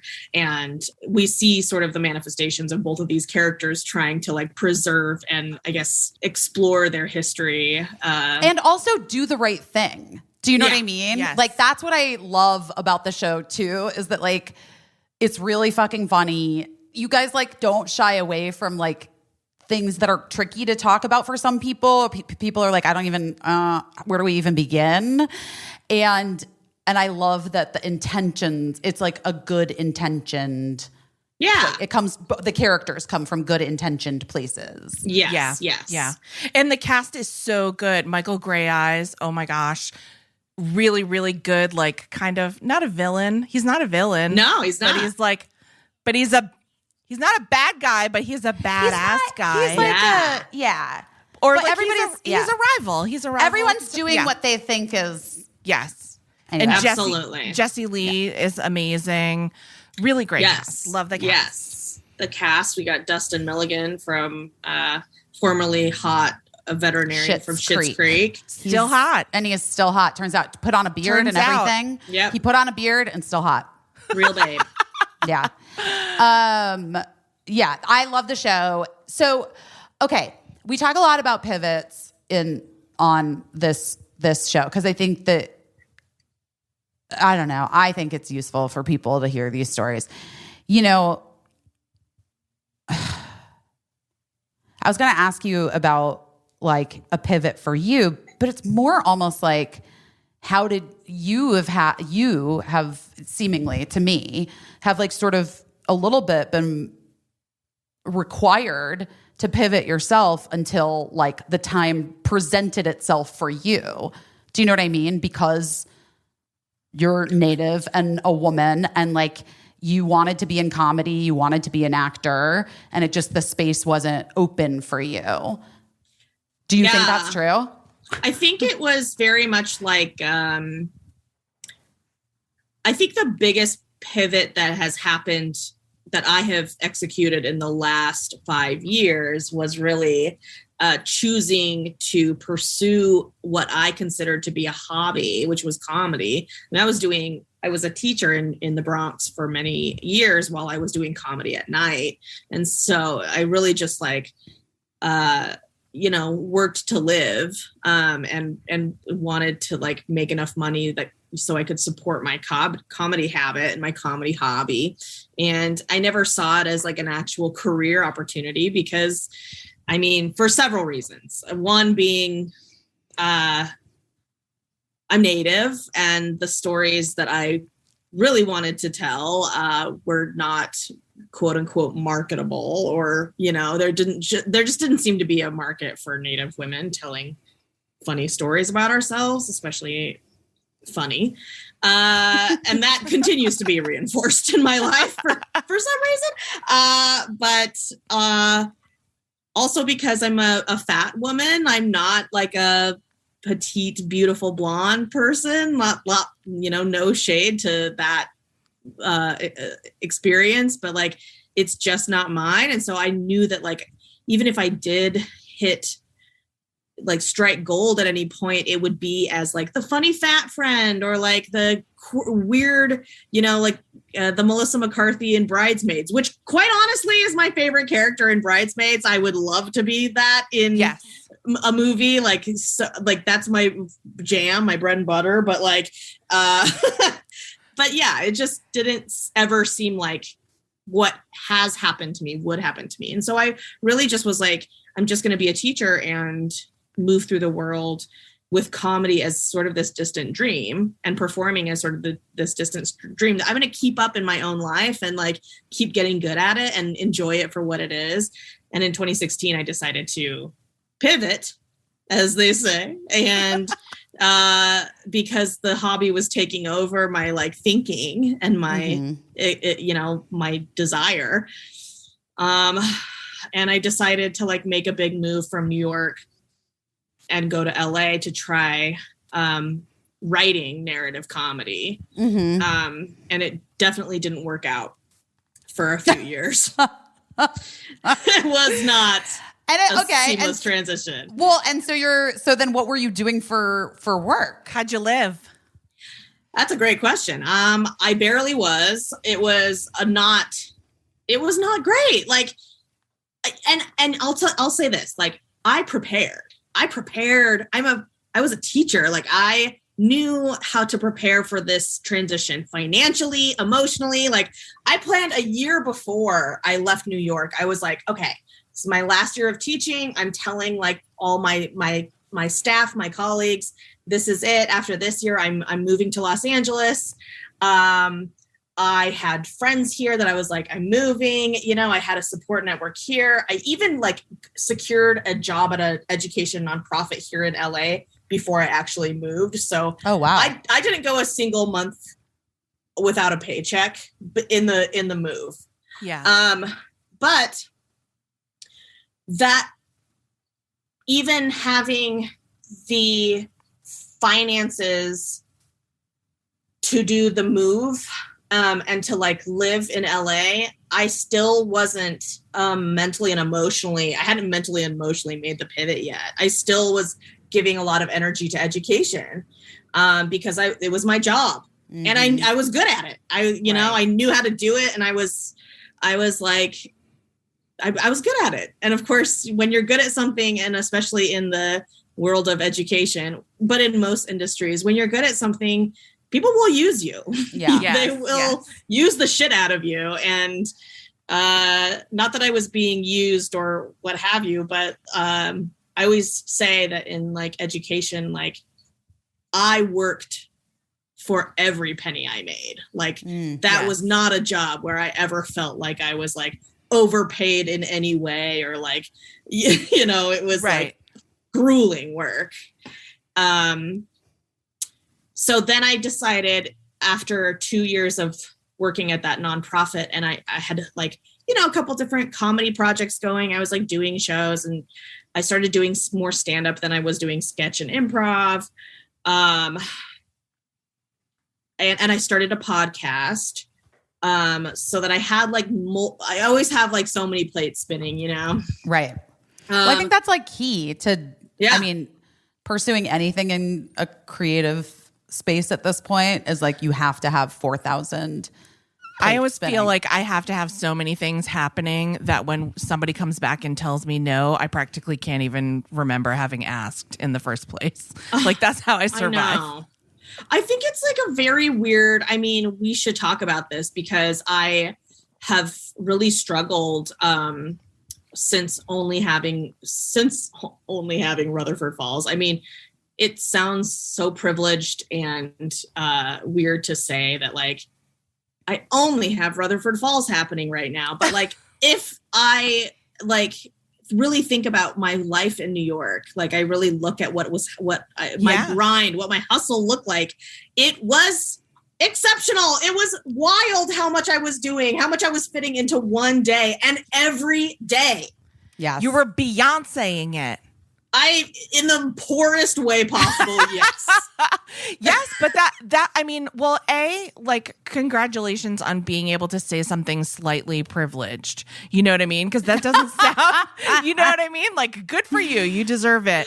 But also, yeah, I mean, that must be a really weird adjustment to go from multitasking in such an extreme way to focusing on this one thing, which is great and it is wonderful and it is a huge privilege to be on a TV show. But I'd also imagine that gives you, like, just focusing that intensely on something gives you, I'm just guessing, I don't know you super well. I bet it gives you a chance to be good at it, but probably to like overthink it, worry about the future, you know. Absolutely. I have to imagine, just based on, you know.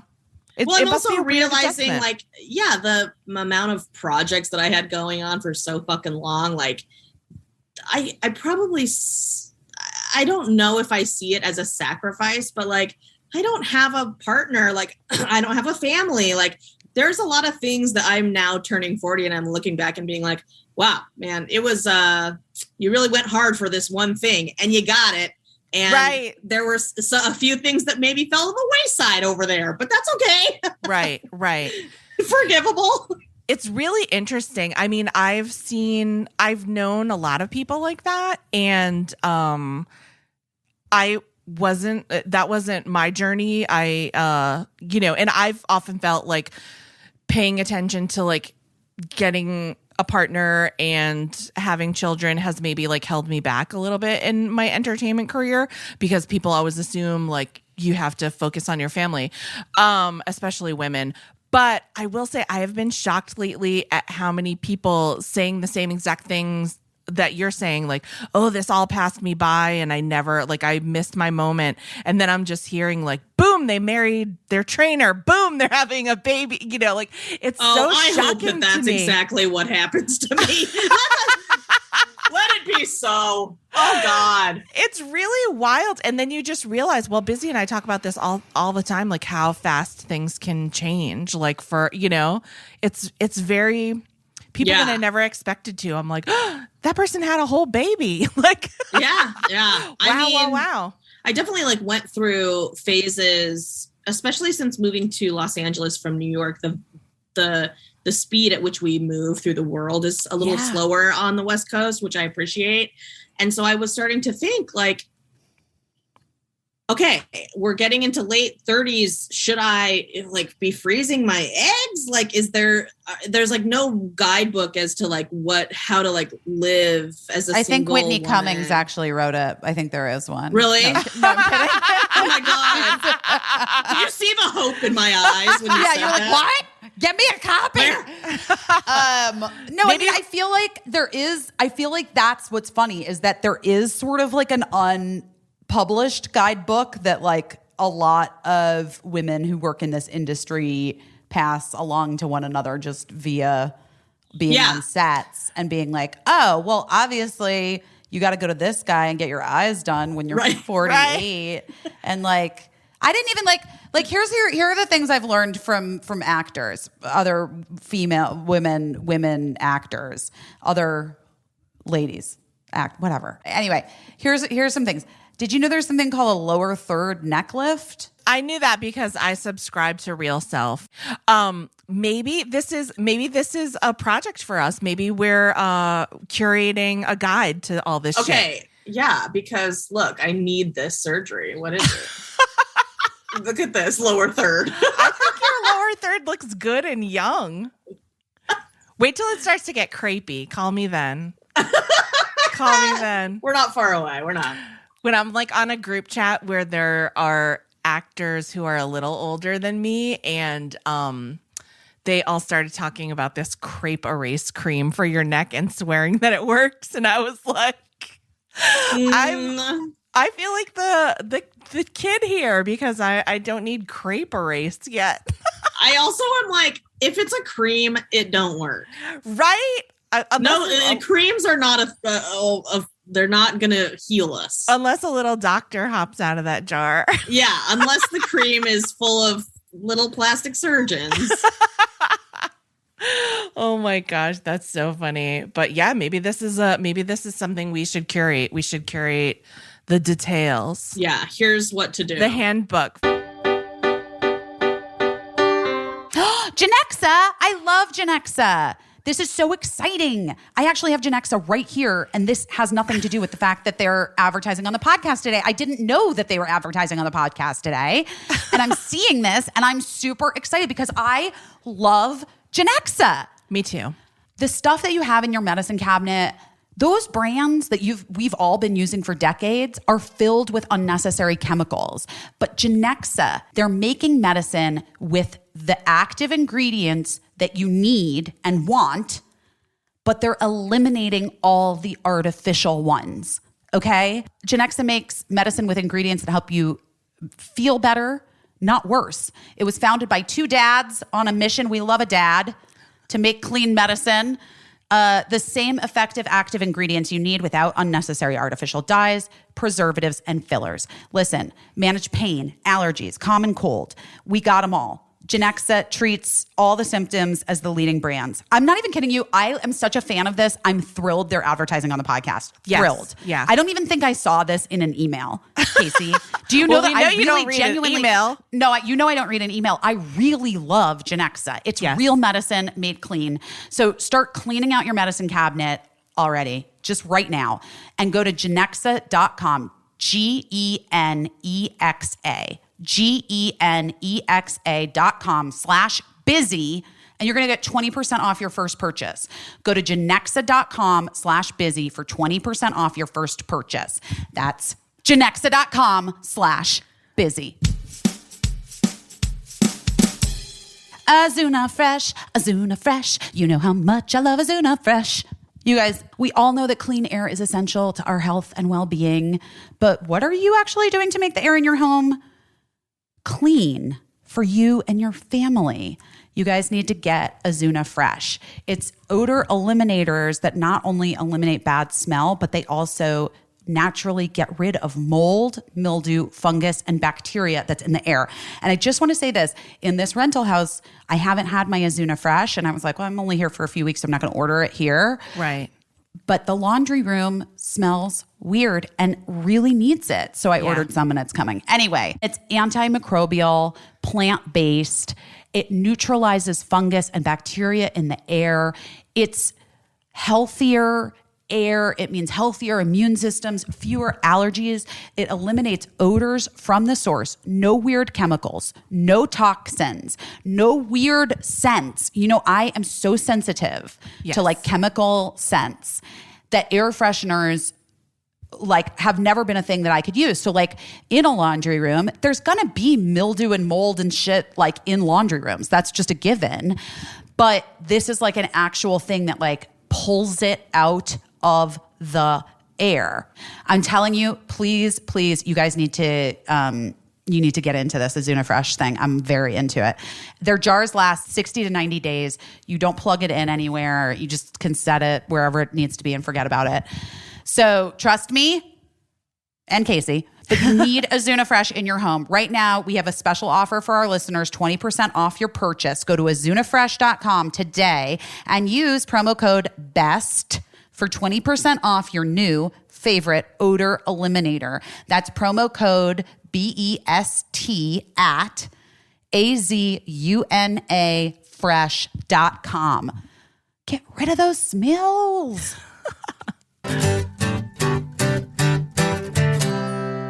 Here's a question. You say that like that, you know, that you sort of pursued one thing and left that other thing on the table for now of like family, partner, possible children. I do want to like amend that and say that I didn't totally leave it on the table because the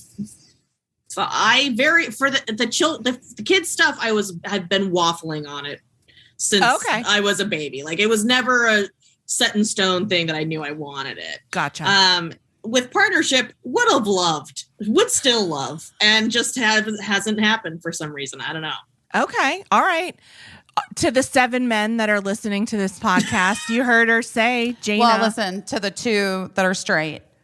For the 2 that are straight, and or if there's a non-binary babe out there, slash really mask woman.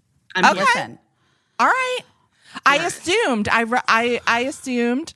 So you guys all heard it here. Would love for that to happen. We're just turning this podcast into like a my own dating show. Exactly what I need. Yeah, it's perfect. It's perfect. wait, why don't you sell that to Peacock? I know. I'm not kidding. Let's do a reality show. Let's do it. Those shows freak me out because it's like, I don't know. It all happens in like a bubble. And like, I can't imagine I would fall in love with anyone in a bubble. You know what I mean?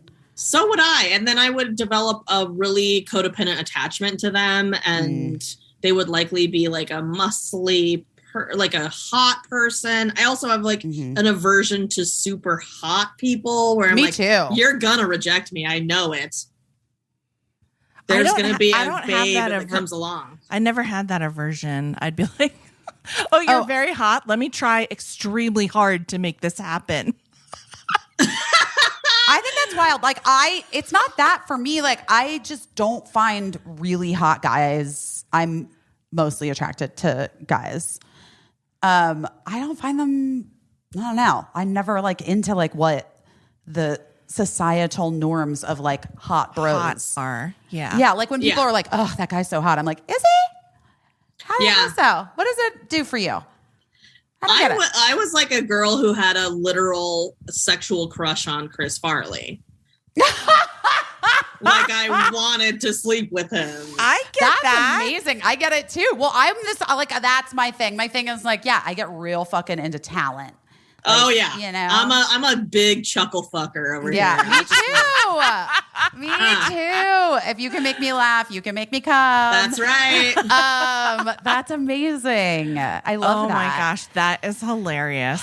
Okay, you again, listeners, you heard it here. Jana's a chuckle fucker. I'm a chuckle fucker. I feel like we should get you a hoodie that says chuckle fucker. Oh my God. That would be so, you know what? Also like so many of my bits throughout my like entire comedy career have been about my anger and resentment about the fact that women do not get chuckle fucked. Oh my God. People aren't trying to chuckle fuck women. That sucks. I don't love that. Sucks. It's the absolute worst. You know what it is though? You know what it is? They are trying to fuck models. Yeah. That's what it is. Or just like young people who are like skinny and talented.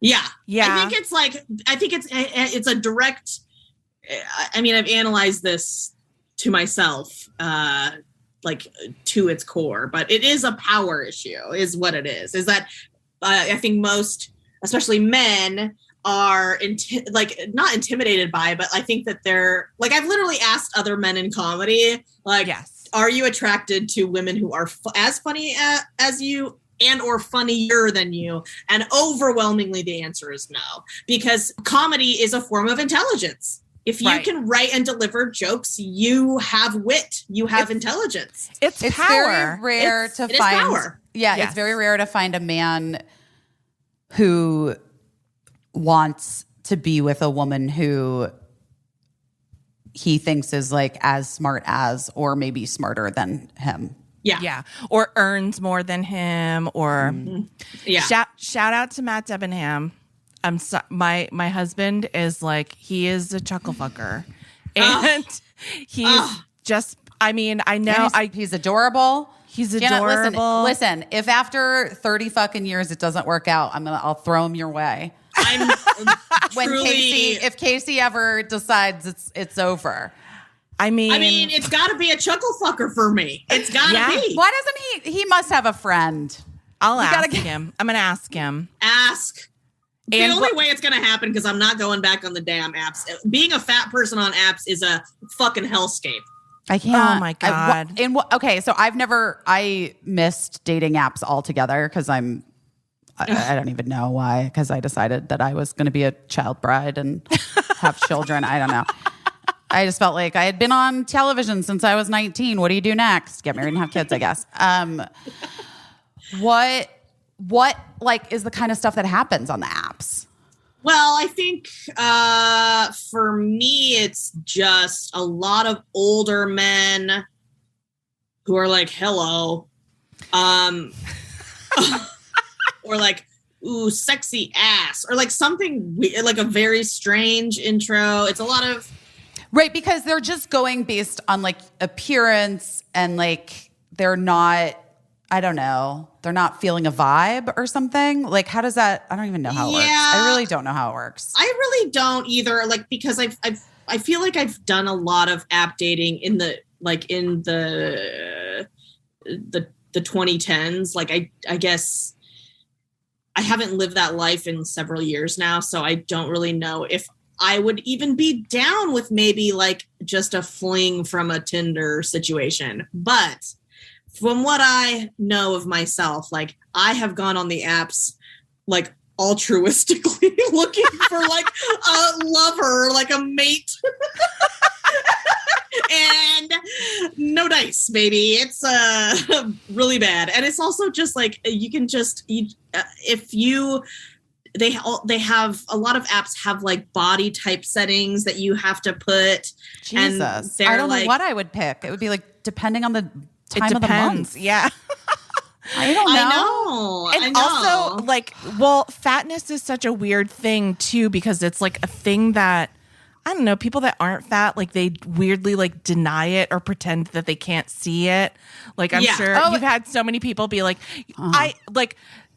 are making like fat commentary and then we'll turn to you and be like, you're not fat. And you're like, well, yes, no, but let's not, so I'm sure. And so when you get to the point where you're picking it on an app, you're almost like being like, I don't know, does somebody have a fetish for this? I guess is that exactly. You're like just asking for it because what are you going to put the choices are like fit, like thin, fit, athletic, curvy, and then overweight is the term that a lot of them used to use. I don't know if it's still that way, but I was like, oh, well, I guess, I don't know. It's either curvy or overweight, and it's definitely not curvy.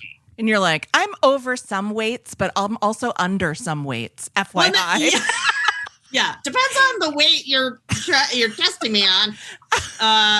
I also am like a person who's like, hey, like I want you to like want me for my body too, not just my mind. Like I want you to think I'm hot, right? But it's forcing me to put some bullshit on my bio that's like body positive. I want you to love my body as much as like. I don't want to talk about my body at all right now. Like I'm a very eligible, cool person. Yeah, it's interesting. I have a couple of friends who are little people, and we talk about relationships a ton. And one of the things that they always say is they'll flat out ask someone like, "Is this a fetish for you, or like, are you just meeting me?" And and I'm like, how fucked up is that? That's like even a thing that they have to just screen for right away. Like, listen, if this is like a fetish and you are only with little people, then I'm not interested. Yeah, I've dated Black men online, and a couple of them have asked me, like, am I the first Black man that you've dated? Or do you only date Black men? And I'm like, I can see how that would be a legit concern of yours. That's a legitimate question. And I also am a person who would ask, it's an interesting position for myself to be in, to be like, not even like, have you ever dated a Native person? Because that's probably certainly experience, but like, do you only date fat women, or do you prefer fat women, or do you care, or is this the first time? But like, can I ask you a question? Like, okay, I would say I fall under just norm core bods. You know what I mean? Like, athletic, probably straight size. Sure. If we have to, straight size, let's not say norm core. Let's say straight size, right? Yeah. If we had to pick, we'd probably check the athletic box. Maybe curvy. I don't know. The point being, like, there are dudes that are into me, historically speaking, because of my body. You know what I mean? Like, so is there, and you look at the history of the women that they've dated, and like, they date the same types of women, you know, like who have the same types of body. So like, I'm just asking because I don't know. I'm asking you guys. Yeah. Like, is it a bad thing if a man is like, yeah, I really fucking am into like your curvy ass body, and that's like what I like to date? You know what I mean? Yeah, I don't know. I don't think it's a bad thing. Because I don't think it's a bad thing. Like if a dude is like, this is what I like. Like I understand like fetishizing something as opposed to like getting to know a person and wanting to like have a relationship with someone. Yes, I think that's right. What it is. No, I get that. But like if somebody like consistently dates a person who, I mean, you guys, we all know people that like only date blonde women or only date, or, you know, whatever. Like they just have a thing that they're like, it gets me off. Like, I don't know. I love it. Like, or whatever. Right. I don't know. I don't think it's that bad to like. I don't think it's bad to have like preferences, but I do as a fat person and as a non-white person, like try to encourage myself to investigate my preferences and to ask myself like, how did these preferences develop and where are they coming from? Because it very quickly can turn into, oh, I'm a woman who only wants to date white guys, or I'm a man who only wants to date fat women. Like, what is that coming from? And what, you know, like, I think that it's just, it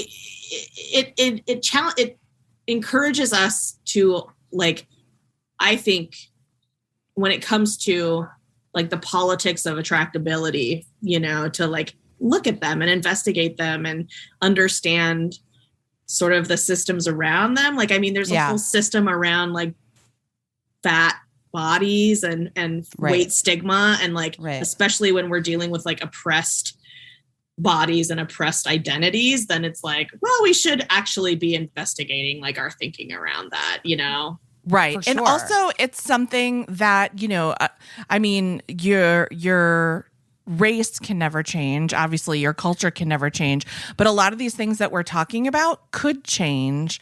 And so I would like to think that, like, if something terrible happened to me and I was, like, only kept alive being a brain in a box, that the person that, you know, like in The Simpsons, how they have, like, the brains in the jars all the time of celebrities, like, if that's how I was to exist, I would love to think that the person that loved me would carry that jar around, you know, and be like, this is the person I love still, you know what I mean? It's so like, this metaphor confused me, but in this metaphor, do you still talk and like have conversations and stuff? Yes. Haven't you seen on The Simpsons? Those brain jars can talk.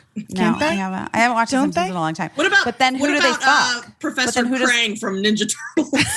but I'm just confused. But then how does he fuck you? That's another. I mean, that's another thing. That's another thing. Okay, like maybe I'm just like a brain in a jar talking dirty to him, and he's like using like a fleshlight. I don't know. Yeah, you know. I just want to see the metaphor all the way through. This makes sense to you, Jana, right? What I'm saying? Oh, I actually like wish that brain in a jar was a category in dating apps, because it's absolutely what I would choose. I want it to be a category in the dating apps. Listen, I'm just a brain in a jar. I'm not even going to specify what else is in the jar. Dude, I'm just a brain in the jar looking for love. Like any other fucking normal brain in a jar. Normalize dating brains in jar. Oh, I love it. I love it. I love it. That is really funny. Oh my gosh. Yeah, I just do think it's really, really interesting when you, especially in the dating scene, when you bring identity into it. I feel like we're in a different time. I think ultimately, like with apps specifically, you're asking us to put our identity on paper before we even meet. So it's essentially like, this is like my identity bio on a Post-it, choose it at will, and then we'll get into it later, instead of like meeting somebody in a place or through a friend and being like, oh my God, you're so funny. You're so funny too. Like, should we hang out? Yeah, let's do it. It's not like that at all. Like, that is not the vibe. Yeah. It's so interesting. And I think that's true. And I It like don't think employs choice in a much more oppressive way, in my opinion. It breaks down to like shopping basically and Yeah. marketing kind of, Yeah. which is like, hopefully it would be like more organic and romantic and chemistry driven than like picking laundry soap or like deciding what kind of bug zapper you want from Amazon. I get very intimate with my laundry soap. Just FYI. my- Tide. my bug zapper I never showed up. Case I never got one. I gotta tell you something. I've fucking had it with all the bugs. I'm staring at a fly right now, and he's not long for this world. I was thinking of you because I finally watched the Val documentary and that scene where he's just slapping flies on his own with a fly swatter. Have you watched it? Did you watch Jana? it, Jana? I'm obsessed with that documentary. It's so good. Oh my I'm God. so mad that they good. didn't put in his like review, like little montage of different movies that he's been in. They didn't talk about Thunderheart because he has a special place, Val, in the like annals of native cinema via Thunderheart. Yeah, how did I mean, talk about that, dude. How old were you when you saw that movie? Yeah. God, I don't even remember. When did it come out? I think it was in the 90s, and I must have seen it. I'm sure I saw it like when it was already on VHS, but it's like him and Graham Greene in Navajo country, like a cop drama. Yeah. And he's sexy as fuck. And also Native people So hot.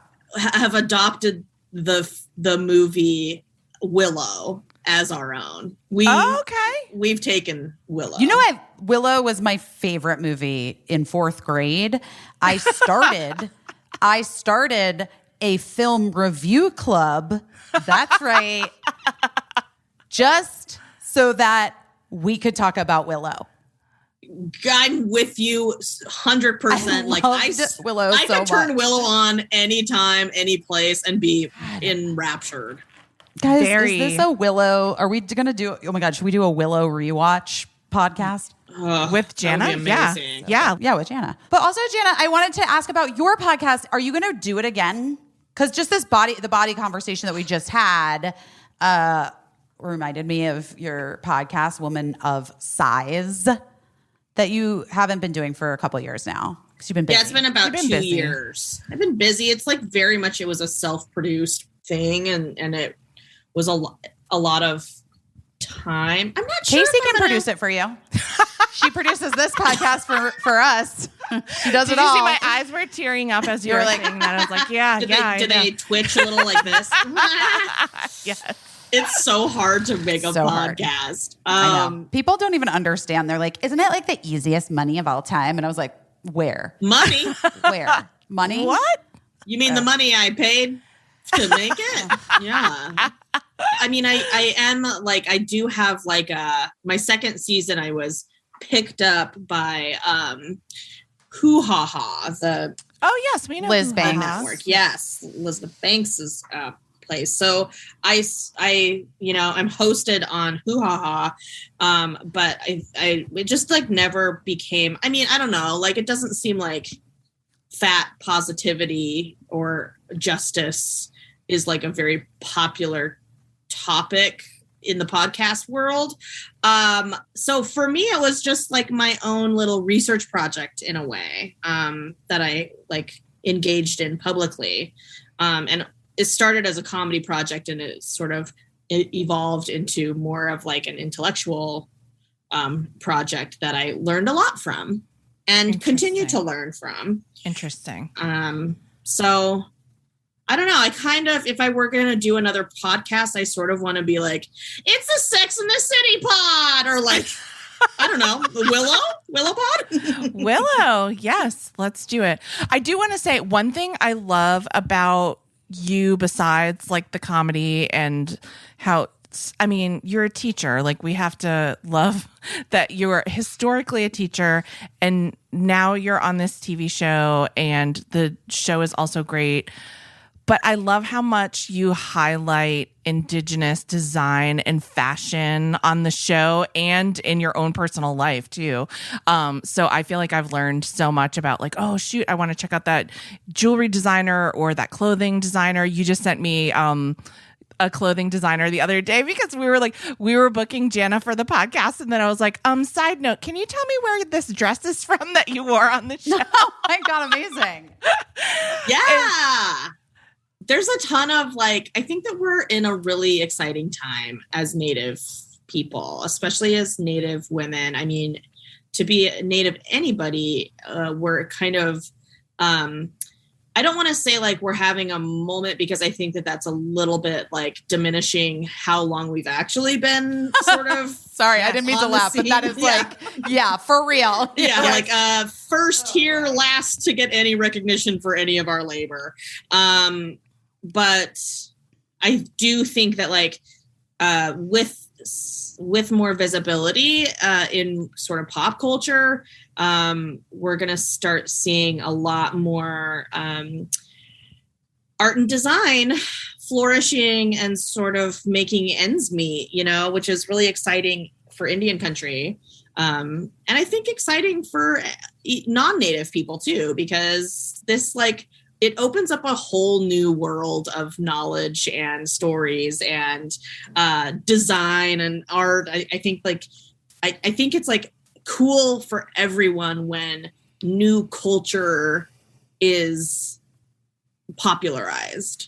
Yeah. If that makes sense. Yeah, that totally makes sense. I do have a question, and I hate to be this girl because it's not your job to educate me on this, but since you're here, would you educate me on your opinion of like how you feel about like, say, a white lady buying something that's heavily culturally influenced Native design jewelry or fashion? How you feel about that, and like what's a good way to avoid being appropriative?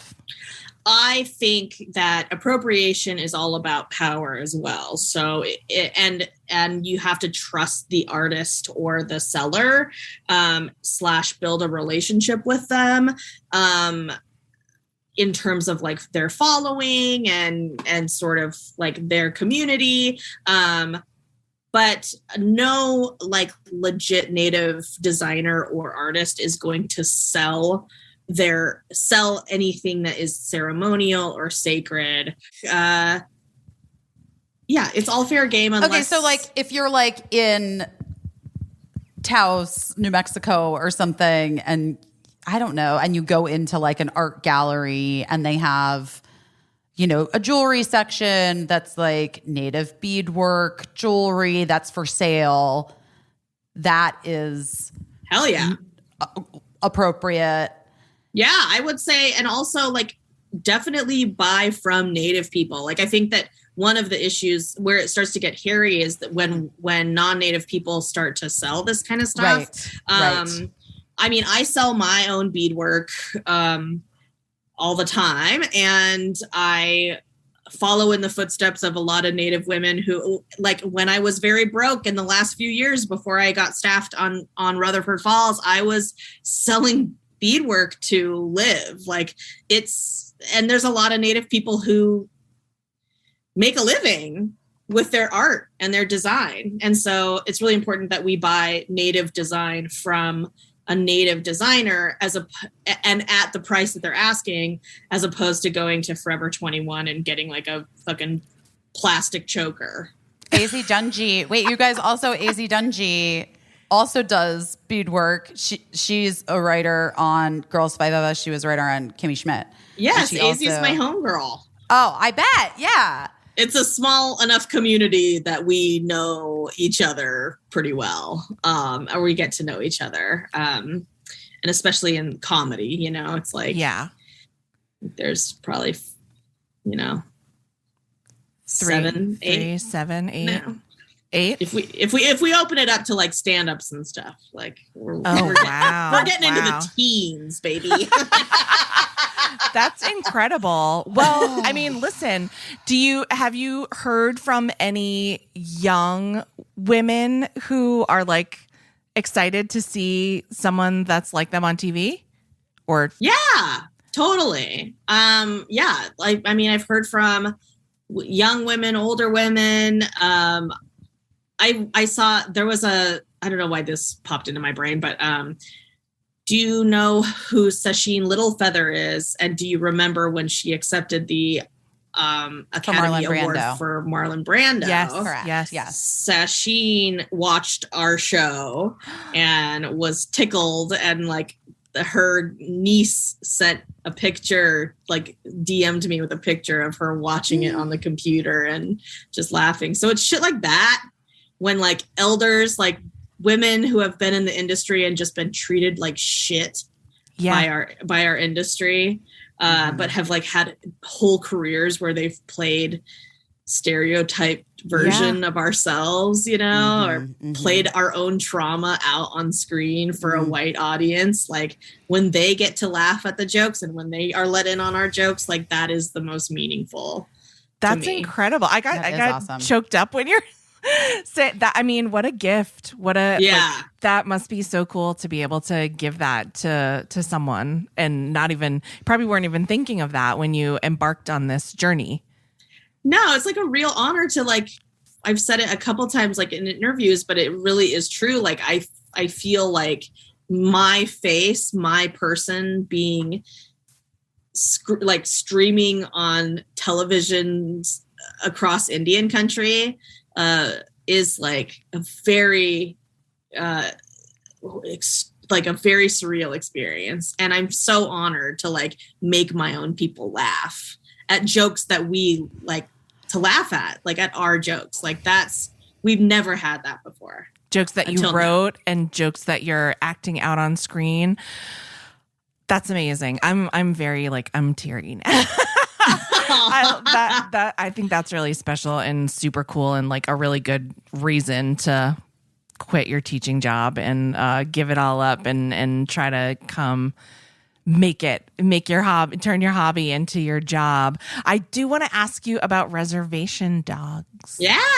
Oh my God. Another one that is just like blowing up. I haven't started it yet, guys. I'm excited to watch it though. I heard it's amazing. I don't want to spoil anything Don't for spoil you, anything for me, but highly recommend. okay. Yes. Okay. I will say without spoiling anything that this is another show that very different from Rutherford Falls.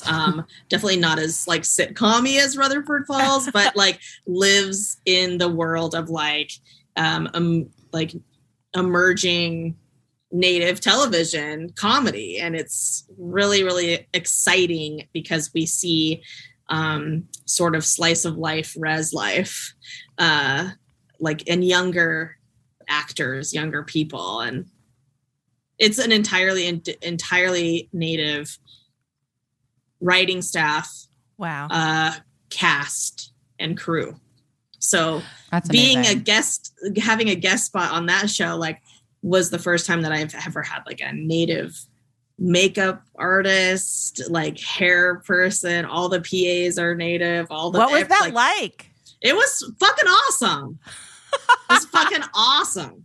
That's like amazing. To like look out in the scene that I'm in, to like look out into the sort of crowd of background actors and have them all be native. I never thought that this would happen in my lifetime. Isn't it wild how fast things can shift though? You know? Yeah. When somebody makes a decision. Feel like when someone makes a decision to shift it. And stop saying how they're planning to do it in 5 to 7 to 10 years. Right. Yes. And just do it. Just do it tomorrow. Yeah, it's amazing. There's been so many crazy experiences, but one of the experiences I had doing press for our show was I had a conversation with Ava DuVernay, whose work I've been following for years, you know, and just like absolutely like standing. I'm not like a huge stan culture person, but like if there's anybody that I'm like, I need this like world, like I love this whole vibe, it's her. And the way that she has built her entire like life around underrepresented storytelling and making it amazing. But I had a conversation with her. I mean, we talked about all kinds of different things. And of course, my cats were totally interrupting the entire conversation. It was really cool. But one thing she said, I asked her a question that was, what is like one trope in Black entertainment and you know, what the work that you're doing, like what is one trope that you hope goes away or like just is decimated? And she said the smartest thing that I will take to my grave, like as a piece of wisdom, but she was like, I do not want us to live under the like restrictions of being a Renaissance. I don't want to hear that we're having a Black Renaissance anymore, because that implies that we haven't been here and we're not going to be here for a long time. Like it's not a Renaissance anytime like you know, we have an Issa Rae, or that's not a Renaissance. Like that's part of our culture. That's part of who we are as Americans. Like this is very much a part of us all thriving artistically, is this right. as well. It's not an exception. No. And it's a part of. And it's not going away. Right, exactly. And the more that we peddle that idea that we're just like having a moment, it implies that we're going to potentially go back into invisibility. And that's my biggest fear with Native people and Native comedy, is that we will have this fleeting moment of representation, you know, and everybody will like get a kick out of us, and then we will be like diminished into obscurity again. So I really am like trying hard to lean into this idea that like we're not having a Renaissance, even though it feels like it. We have two shows on TV, and that's the most we've ever had ever. In a But time also- when there are more TV shows than ever.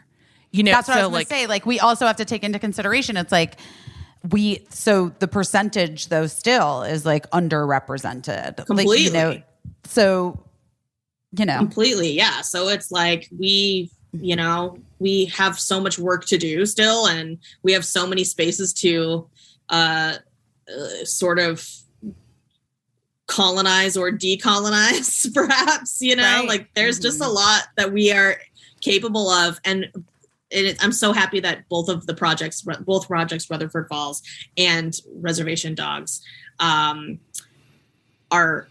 super different from each other and super funny. They're both really good. Yeah. And I mean, from my perspective, I'm such a fan of Sierra Ornelas Teller, the co-creator of Rutherford Falls. I really dig her.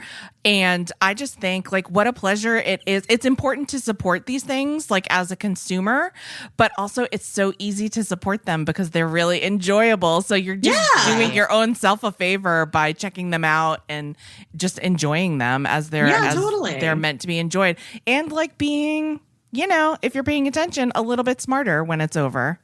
Absolutely. And I think that like, I mean, my hope is, I'm not sure if you have hopes for like what's going to happen with Girls 5 Eva season 2. I mean, I have my own hopes about Girls 5 Eva, but I also like love, like even when we're breaking the story right now for season 2 of Rutherford Falls, you know, I hope we can get to a point, and I think that we will be able to, where it is more like these are just two individuals who are like living in the world and like having a great friendship, and like, you know, just this is just a Native woman who like runs her own museum. It's not necessarily, not that season 1 was like Indian 101, like spoon feeding you right information about what Indians are like. But I do hope that we get to the point where it's like, yeah, Native rom-coms are a thing, and like, you know, Native people can play like detectives on CSI and Hallmark movies. Yes. Oh my God, we are so corny.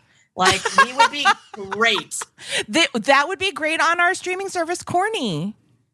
Yeah, it would be. Yes, corny must have Native content. It must. Oh my gosh, it was so nice to talk to you. It was really delightful. You're so amazing and talented. Oh, thank you for having me. And Oh I my can't gosh. wait I can't wait to start Reservation Dogs now. It's I really think you're gonna love it. you're gonna I'm really laugh. excited. I'm no exaggeration. I mean, your character is so great, Jana, but there is a character on Reservation Dogs that I would say is in my top favorite comedic characters on television of all time. What? Just a few episodes. I'm not joking. Okay, I can't wait. Now I'm Not excited. to like, I don't want to like overstate it, but I'm underselling it, correct? Right? I'm underselling. You know the character I'm talking about. I don't know if we're thinking of the same character. I'm sure we are, but yeah, like let's just say I hope he has a thriving career. Yes. Really You funny. guys, I'm so excited. yeah. Yeah. Check it out. Okay. Wait. Before we go, can I ask you, Busy, one thing? Of course. Yes. Give me one piece of sage advice about being on TV. God, in what Pick respect? out of the millions of pieces Shit. of advice. How do you keep your ethical, moral core? Oh, that's not hard. Yeah, maybe that's not what I want. But I mean, it isn't. It isn't because like it just isn't. For some people, it is. For some I don't people, have it a is. problem with that. That's not going to be your problem. I can think already my tell that. problem. I think my issue is how do you How do you stay? How do you get mind fucked? How do you not get mind fucked by it? Yeah. I have no answer to that because I was completely mind fucked by my many, many years on TV. And, I try my hardest to like undo a lot of it in therapy and stuff. And like, I don't know, like I'm sure, we believe a lot of things that people tell us to be true about ourselves. And I am no exception to that. And, I have like a lot of body stuff that I didn't come into this business with because I didn't have that sort of pounded into my brain, but then it just happened. And I have like weird patriarchal shit that I like I don't know, that I feel like I still am trying to like untangle and stuff too. But ultimately, like, I think the biggest thing that I've realized and learned and like know now is that, nothing ever fills the hole except from within, from yourself. Yeah. And in terms of making things, we have so many different options now and ways to make really incredible and impactful things. And it doesn't always have to have a billboard. But if we wanted to make one and put one up, no one's stopping us.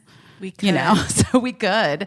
But you know what I mean? Like you just have lots of options to reach people and tell stories that aren't being told. And it feels frustrating when like doors are closed, but at the same time, it's like almost who fucking cares at this point? Like, what are the doors? Well, where are the doors even going to? Like, I was gonna say, like find your own doors. I feel like what I've learned from, Busy and I working together have learned is like, look at who's telling you no.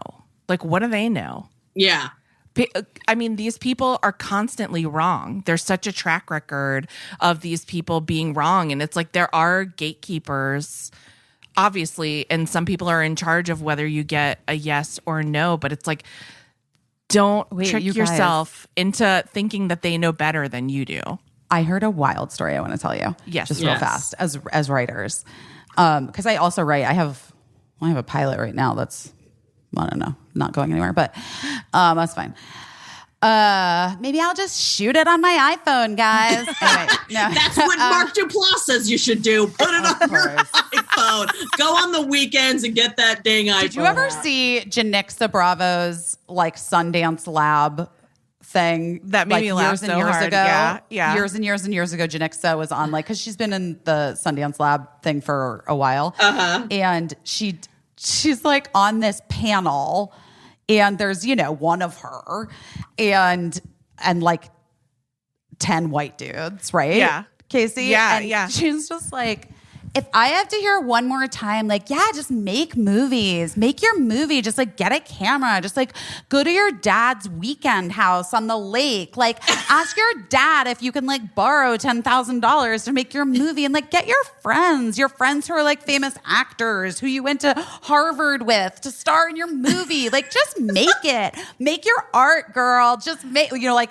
that is so fucking wild. And I remember like feeling, I do not come from a Hollywood family, even though people think that I'm from the mamas and the papas Phillips, but I'm not. I'm from my mom. I grew up in Arizona. My mom's a real estate agent. My dad's an engineer, but I had no connections to Hollywood, and I didn't have a ton of, I worked at California Pizza Kitchen, and I was in college, but like, I remember that feeling of like feeling real stuck. Like I need someone else to give me the keys to do this. And I am saying this, but like, I do weirdly think the phone is a fucking gift. The phone changed the camera phone changed my life. Like Instagram changed my career and my life and allowed me to have another kind of revenue stream and another like direct voice to people who I otherwise wouldn't have been able to reach. I was like always at the mercy of like some, junior freelance reporter for like, whatever fucking magazine who would come in with like the 5 questions and like 4 of them were about Michelle Williams. And like, that's hard to get across who you are and what you stand for, what you want to do. Yeah. Anyway, so, it seems like crazy to be like, make your shit, but like also ask people for shit and like ask people for help. Like that's the thing that the dudes do that like I watched them all do around me, like even from Freaks and Geeks, like they all were like reading each other's scripts, like helping each other out, pitching jokes, like, like that's the kind of thing that gets people, like buoys people up. And so that's the thing. Like, it's like you need connections within your own people, like community, women, community. Yeah. Like whether it's like women of color or like whatever the fuck it is, but I don't know. Or even fucking dudes. I don't care. Like, or, whatever. Yeah. I'm just saying like dudes traditionally do it for each other and they do it on sets and they like, but like, you should be like, okay, this is like, now I'm just on fucking one because I've had a fucking moment. But like, you should have a female director on Rutherford Falls, I imagine, right? Mm-hmm. Yeah, we have a lot of different directors, but if you have like a female director that you like, you should, when she's planned, you should email her or text her 2 weeks ahead of time and say like, hey, I would love to shadow you during the shoot. I'm really interested in learning about this. Not that you even need to fucking direct. I don't know what your fucking future is. I will though. I am that person. Right, sure. But I'm just saying, like, these are the things that, like, you don't even know to think to ask. Like, ask the woman. I was going to say that guys are offering to each other. Like, that's right. This is right. You should shadow me. And like women have come up and haven't had that. And so a woman might not think to offer it and you might not think to ask. And I've learned a lot in the last year about asking too, saying it would be great if you could do this for me or if you could allow me to do this instead of saying, can I do this? No worries if not. Which is what, but like, it would be great. It would mean a lot to me if you could help me with this or this is why you should do this. This is why we should do this together. Yeah. Cause I think that I always had like this impression that it would come to me, that somebody would say to me, like, I see your obvious innate ability to X, Y, and Z. Right, you should be X, Y, and Z. And I wish I had at a certain point in my career taken more initiative in that respect, but like whatever, it it's all fine. And also might not have worked out because it was a different business. I think right now there is, as our friend Elizabeth Warren, Casey would say, I think there's like a crack open in the door. And I think that it's like the time to put the entirety of your body through it and like just demand that you be, given the same kinds of considerations that absolutely everybody else has been given forever. Yeah. It's like, you know what I mean? Walk through the world with the confidence of a straight white man. Yeah. I'm doing this. Now, I will get canceled if I do that, but I'm going to try. I mean, it's like, I think we won't let you. That we is, won't let you. We got but also, you. like, that's the fucking bummer, right? But there's nothing that says like being, being persistent and being and asking for things creatively that you want will get you. Yeah, like, I think that like I think what you're saying is like advocate for yourself. Like ask for things you want. And you would be surprised that a lot of times the worst case scenario is it's a simple no. Right. And what's also, a no? What's a fucking no? And also like we also just don't get the fucking privilege to like, and I'm speaking as like cis, straight, white, able-bodied, fucking athletic, box checking, blonde lady. Like, but we also just don't get the privilege of walking into all of the rooms and having it assumed that we are smart enough, funny enough, talented enough, can handle it, can hold all of the things. And so you have to be prepared, which is why I'm saying, like, ask to shadow a female director. Find out if there's a mentorship program at the WGA or the DGA that's offered, that's like, some showrunner training program or some shit like that. Like, get yourself in the position where they cannot say no because you've like done the steps. Find out what you have to do to like whatever. It's like a lot. Yeah. We have to do more work. Like, women have to do more work, and women of color have to do way more work. But like, I'm just saying, like, okay, you're doing it anyway. You're doing it anyway. Yeah, you're gonna do it anyway. Yeah, it's gonna happen. Yes. Right. It went biz when you were saying like you thought that someone would come to you and be like, I spot your innate talent and I want to nurture it. It was so wild to me because I was like, we were so silly that we didn't even know that people would spot innate talent and pick it apart. Instead of like nurturing it and being like, well, she's funny, but like her voice grates on my nerves, or like she's very smart, but she's almost like too sexy that you don't notice how, so like women get fucking picked the fuck apart. And so we recently had a meeting with a woman who we know, and she was like famous to us when we were younger. And I mean, like, I almost started crying in the meeting because she was like, I know, I'm just looking at you girls and I know everything you've been through.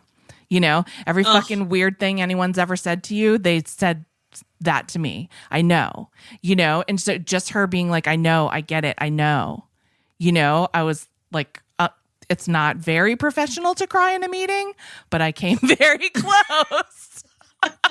We both sort of I think we both sort of just like stopped. It stopped us short. Like, we kind of couldn't even respond because it was so rare. Nobody else has been able to say that to us. Everybody else has been doing the thing that she understood so well and said, I know what, I can see it. I can see it, And so we're looking at you and saying like, we don't know everything, but we know a lot of it. And like, I don't know. I'm so pleased that you're here. I'm so pleased that you are in the place that you are. And I just want to see you like continue to kick ass because. Thanks. Yeah, it's great news. And it's great news for us to be able to watch it. For sure. Yeah. Well, that's the thing. I mean, all I care about is like, is it entertaining?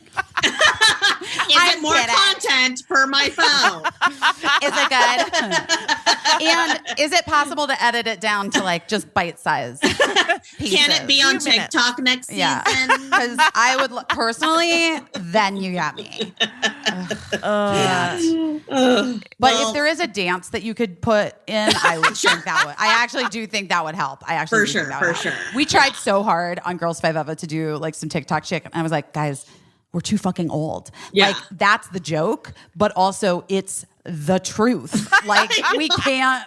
We The dances can't do are it. too hard. It's too fucking hard. I'm not Jessica Alba over here. Come on. Anyway. All right. Well, your delight, and We hope You're gonna we continue see you. to- Yeah, we hope we Yes. see you around. I can't wait to start our Willow podcast. can't wait. I Guys, literally I'm can't going to get a projector for my backyard and we're Okay. going to watch Willow in my backyard next time Busy's in town. Oh, love please, it please. so much. I would love it. I know the whole movie by heart. Guys, this is weird. Do you feel like if we invited Val Kilmer, he would come? I think he would. I feel like he might if he was He able. definitely would if we paid him to come. No. I'd be willing. I loved what he said about going to the cons and stuff. And he was like, I loved everything he said. And I don't want to spoil it, but there is a moment that made me cry. And then it turned out that it wasn't worth crying over. And listen, do you know what I'm talking about? Yes. I don't know. Yes, There were so yes, many yes, moments like yes, that in yes, that doc. yes, Oh my yes. And I was so mad and laughing so hard at the same time. And I was like, he still got it. God. I loved it. He's so fucking hot and funny. Oh my God. I love it. All right, you guys. I'm gonna go pass out. I love you. Thank you so much for having me on. It was Delightful. so nice to get It to was talk so to nice you. to get to talk to you too. Yeah. Congratulations on everything. You really deserve it. And you're good Thank you. stuff. You're good Thank you. stuff. Everybody find Jana on Rutherford Falls, on Reservation Dogs. Dogs on Hulu. Find her on Instagram. She has a lovely Instagram. What's your Instagram handle? It's like an old America Online, like an old Yahoo handle, Jana Unplugged. That's funny. I appreciate that. So find her there. And I hope we see you soon. I hope to see you soon too. Yeah. Me too. All right. Bye. Okay. Bye, girls. All right. I got 15 minutes. I gotta get the fuck out of here. I loved her. I just love her. She's the best. What a fucking great conversation. She's so cool. I want her to have everything that she wants in this world. Yeah. That was So, great. yeah, needless to say, check out Rutherford Falls on Peacock, which we know you all have because you've been watching Girls Five Eva. And Jana's amazing. Follow everything she's doing. And yeah, that's it. That's it. That's it, guys. That's all we got. So, yeah, I don't really have anything else to talk about, and I need to see my children before I go get my neck butchered by a lady in Santa Monica. But I am just trying Yeah. my best. Yeah. I'm doing my best. The merch is out there, guys. The merch is out there. The merch is out there. We have to choose a date and a method for the book club. People are Book club's happening. You guys, are it's you reading this happening. fucking book? Get into it. Read Get it, into read it. Get into it. Heather Matarazzo is on deck to come back. On for deck. this- She's ready. for this book club. So we just We're gonna have to do a figure live. out- We'll do like an event. We'll do like a wine and cheese. We'll give you guys like some ideas of some cocktails to make at home. Yeah. Maybe and some snacks to have, so we can all be like eating the same things and drinking the same things, and we'll do like a live event. And I think maybe if we want to do, we could do like a donation based thing for charity. Yeah, that sounds good. If people And wanted so- to donate some cashola. Yeah. Because look, while this is not the Smartless podcast and a $50 million deal. Oh, I thought it was $80 million. Right, it's $80 million. You're right. That's not including the reality show that's going along with the tour. What they're all getting paid for that. Yeah, that's Because exciting. that's just additional. They're very good at passive income. Meanwhile, Casey and I are like scrounging to get someone to like let us make like a fucking dumb reality show or something. It's fine. It's all fine and great. My hand's numb. Good vibes only. The sign that I'm looking at right now says good vibes only in this rental, in my rental. I think so. that's I guess we got positivity. I think it is too. I'm actually like, I'm offended by that sign. I'm like truly fucking offended. You're allowed to have bad vibes when things are bad. Sometimes things suck, dudes. Anyway, book club happening. Maybe we'll do a donation. There's lots of people in need everywhere. And yeah. Let's shoot for September. We're going to shoot for a September date. We'll set up a date. We'll do that. Busy's got to go back to work, so we want to do it at a time when she's not working.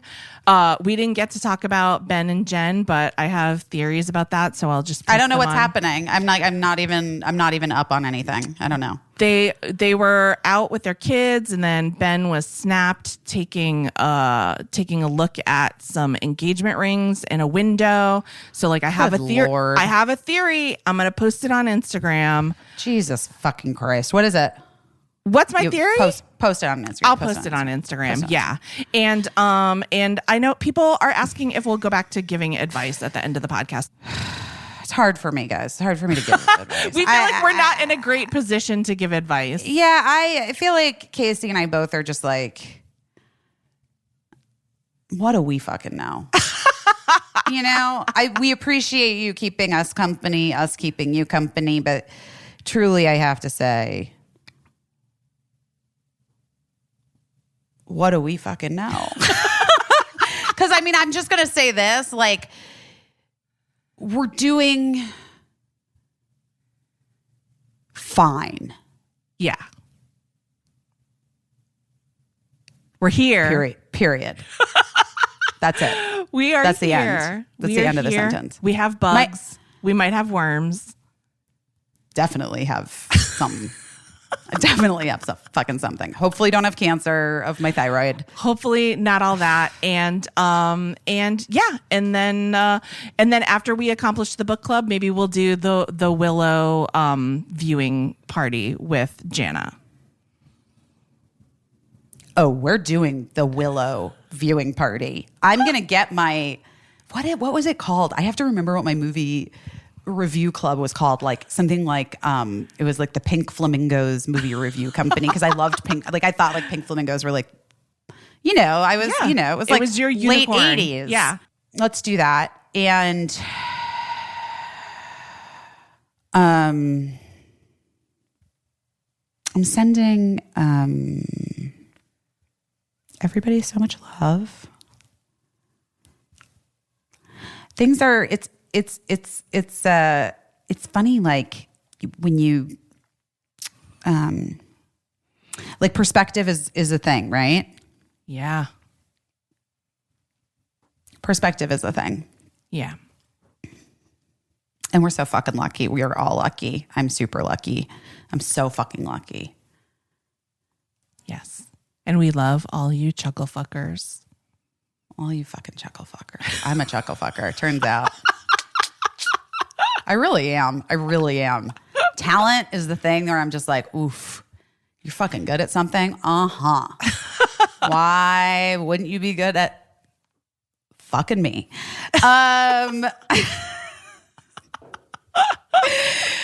Wait, I had one more thing. I had something I wanted to say. Oh, perspective. Oh, yeah, just perspective. I just had like a wave of it. Yeah. Because, and I'll just tell you this really fast, but my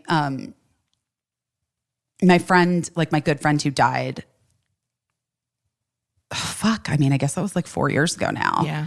And her son was Birdie's best friend when they were babies. And then they've like been seeing each other as teenagers now as we've been back here. And I just adore him so much. It's so weird to me that you didn't know her.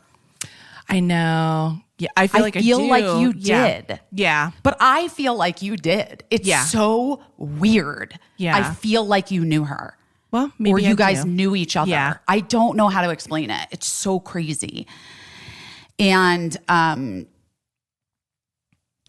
anyway, so Killian's dad was like, hey, and he's a dude, and he has definitely like been doing like more than his best in the last several years, Yeah. And he was like, hey, I saw that like some post that you did about crystals. Like, I have this giant crystal from Jana, and I don't like know what to do with it, and like I don't know. Is it something you would want? And I was like, oh my God, yeah, that would. Oh my, yes, please. That would be amazing. Like, sure. And also, even if I'm just holding on to it, if Killian ever wants it, like he can have it, Yeah.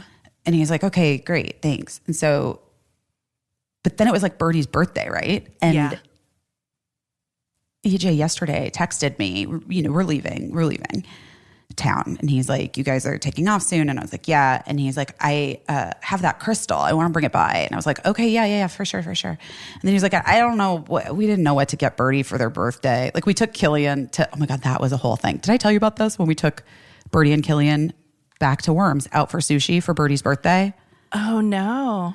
And I almost made Killian throw up by making essentially forcing this 13-year-old boy to try raw fish. Oh yeah. Killian's my best friend.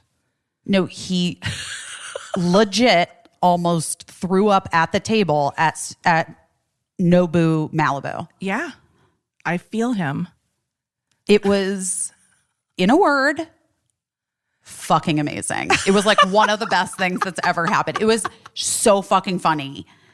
He was being so cool about it. And then it just, when it turned and you saw that it was about the texture of the thing, and he could not get it down. Yeah. But he didn't want to spit it out. And I was like so horrified. And Mark was like, oh my God. And Birdie, I was like, Killian, it's okay. Just breathe through your nose. It's going to be fine. Anyway. So EJ's like, also, I just like sent you like this Amazon gift card for Birdie. So like, we didn't know what to get a 13-year-old Birdie for their birthday. So I'm sending you a gift card. And then I was like, EJ like hit myself in the head. I'm like, the crystal is for Birdie. Right. It's not for me, dude. It's for Birdie. Aww. And I was like, please take your Amazon gift card back. No, I'm kidding. But anyway, so he dropped it off this morning and it's here. Aww. I have it. It's beautiful. Aw, I love it. that. It reminds me of my friend. I love that perspective. That's the word of the week. Don't be surprised if I get it tattooed on my face. Okay. All right. I love you guys. We love you. Bye. Bye. All right, I gotta run. Great. Okay. Talk to you Love later. you. Love you too. Bye. Bye. I don't know what I'm doing, but I'm doing my best.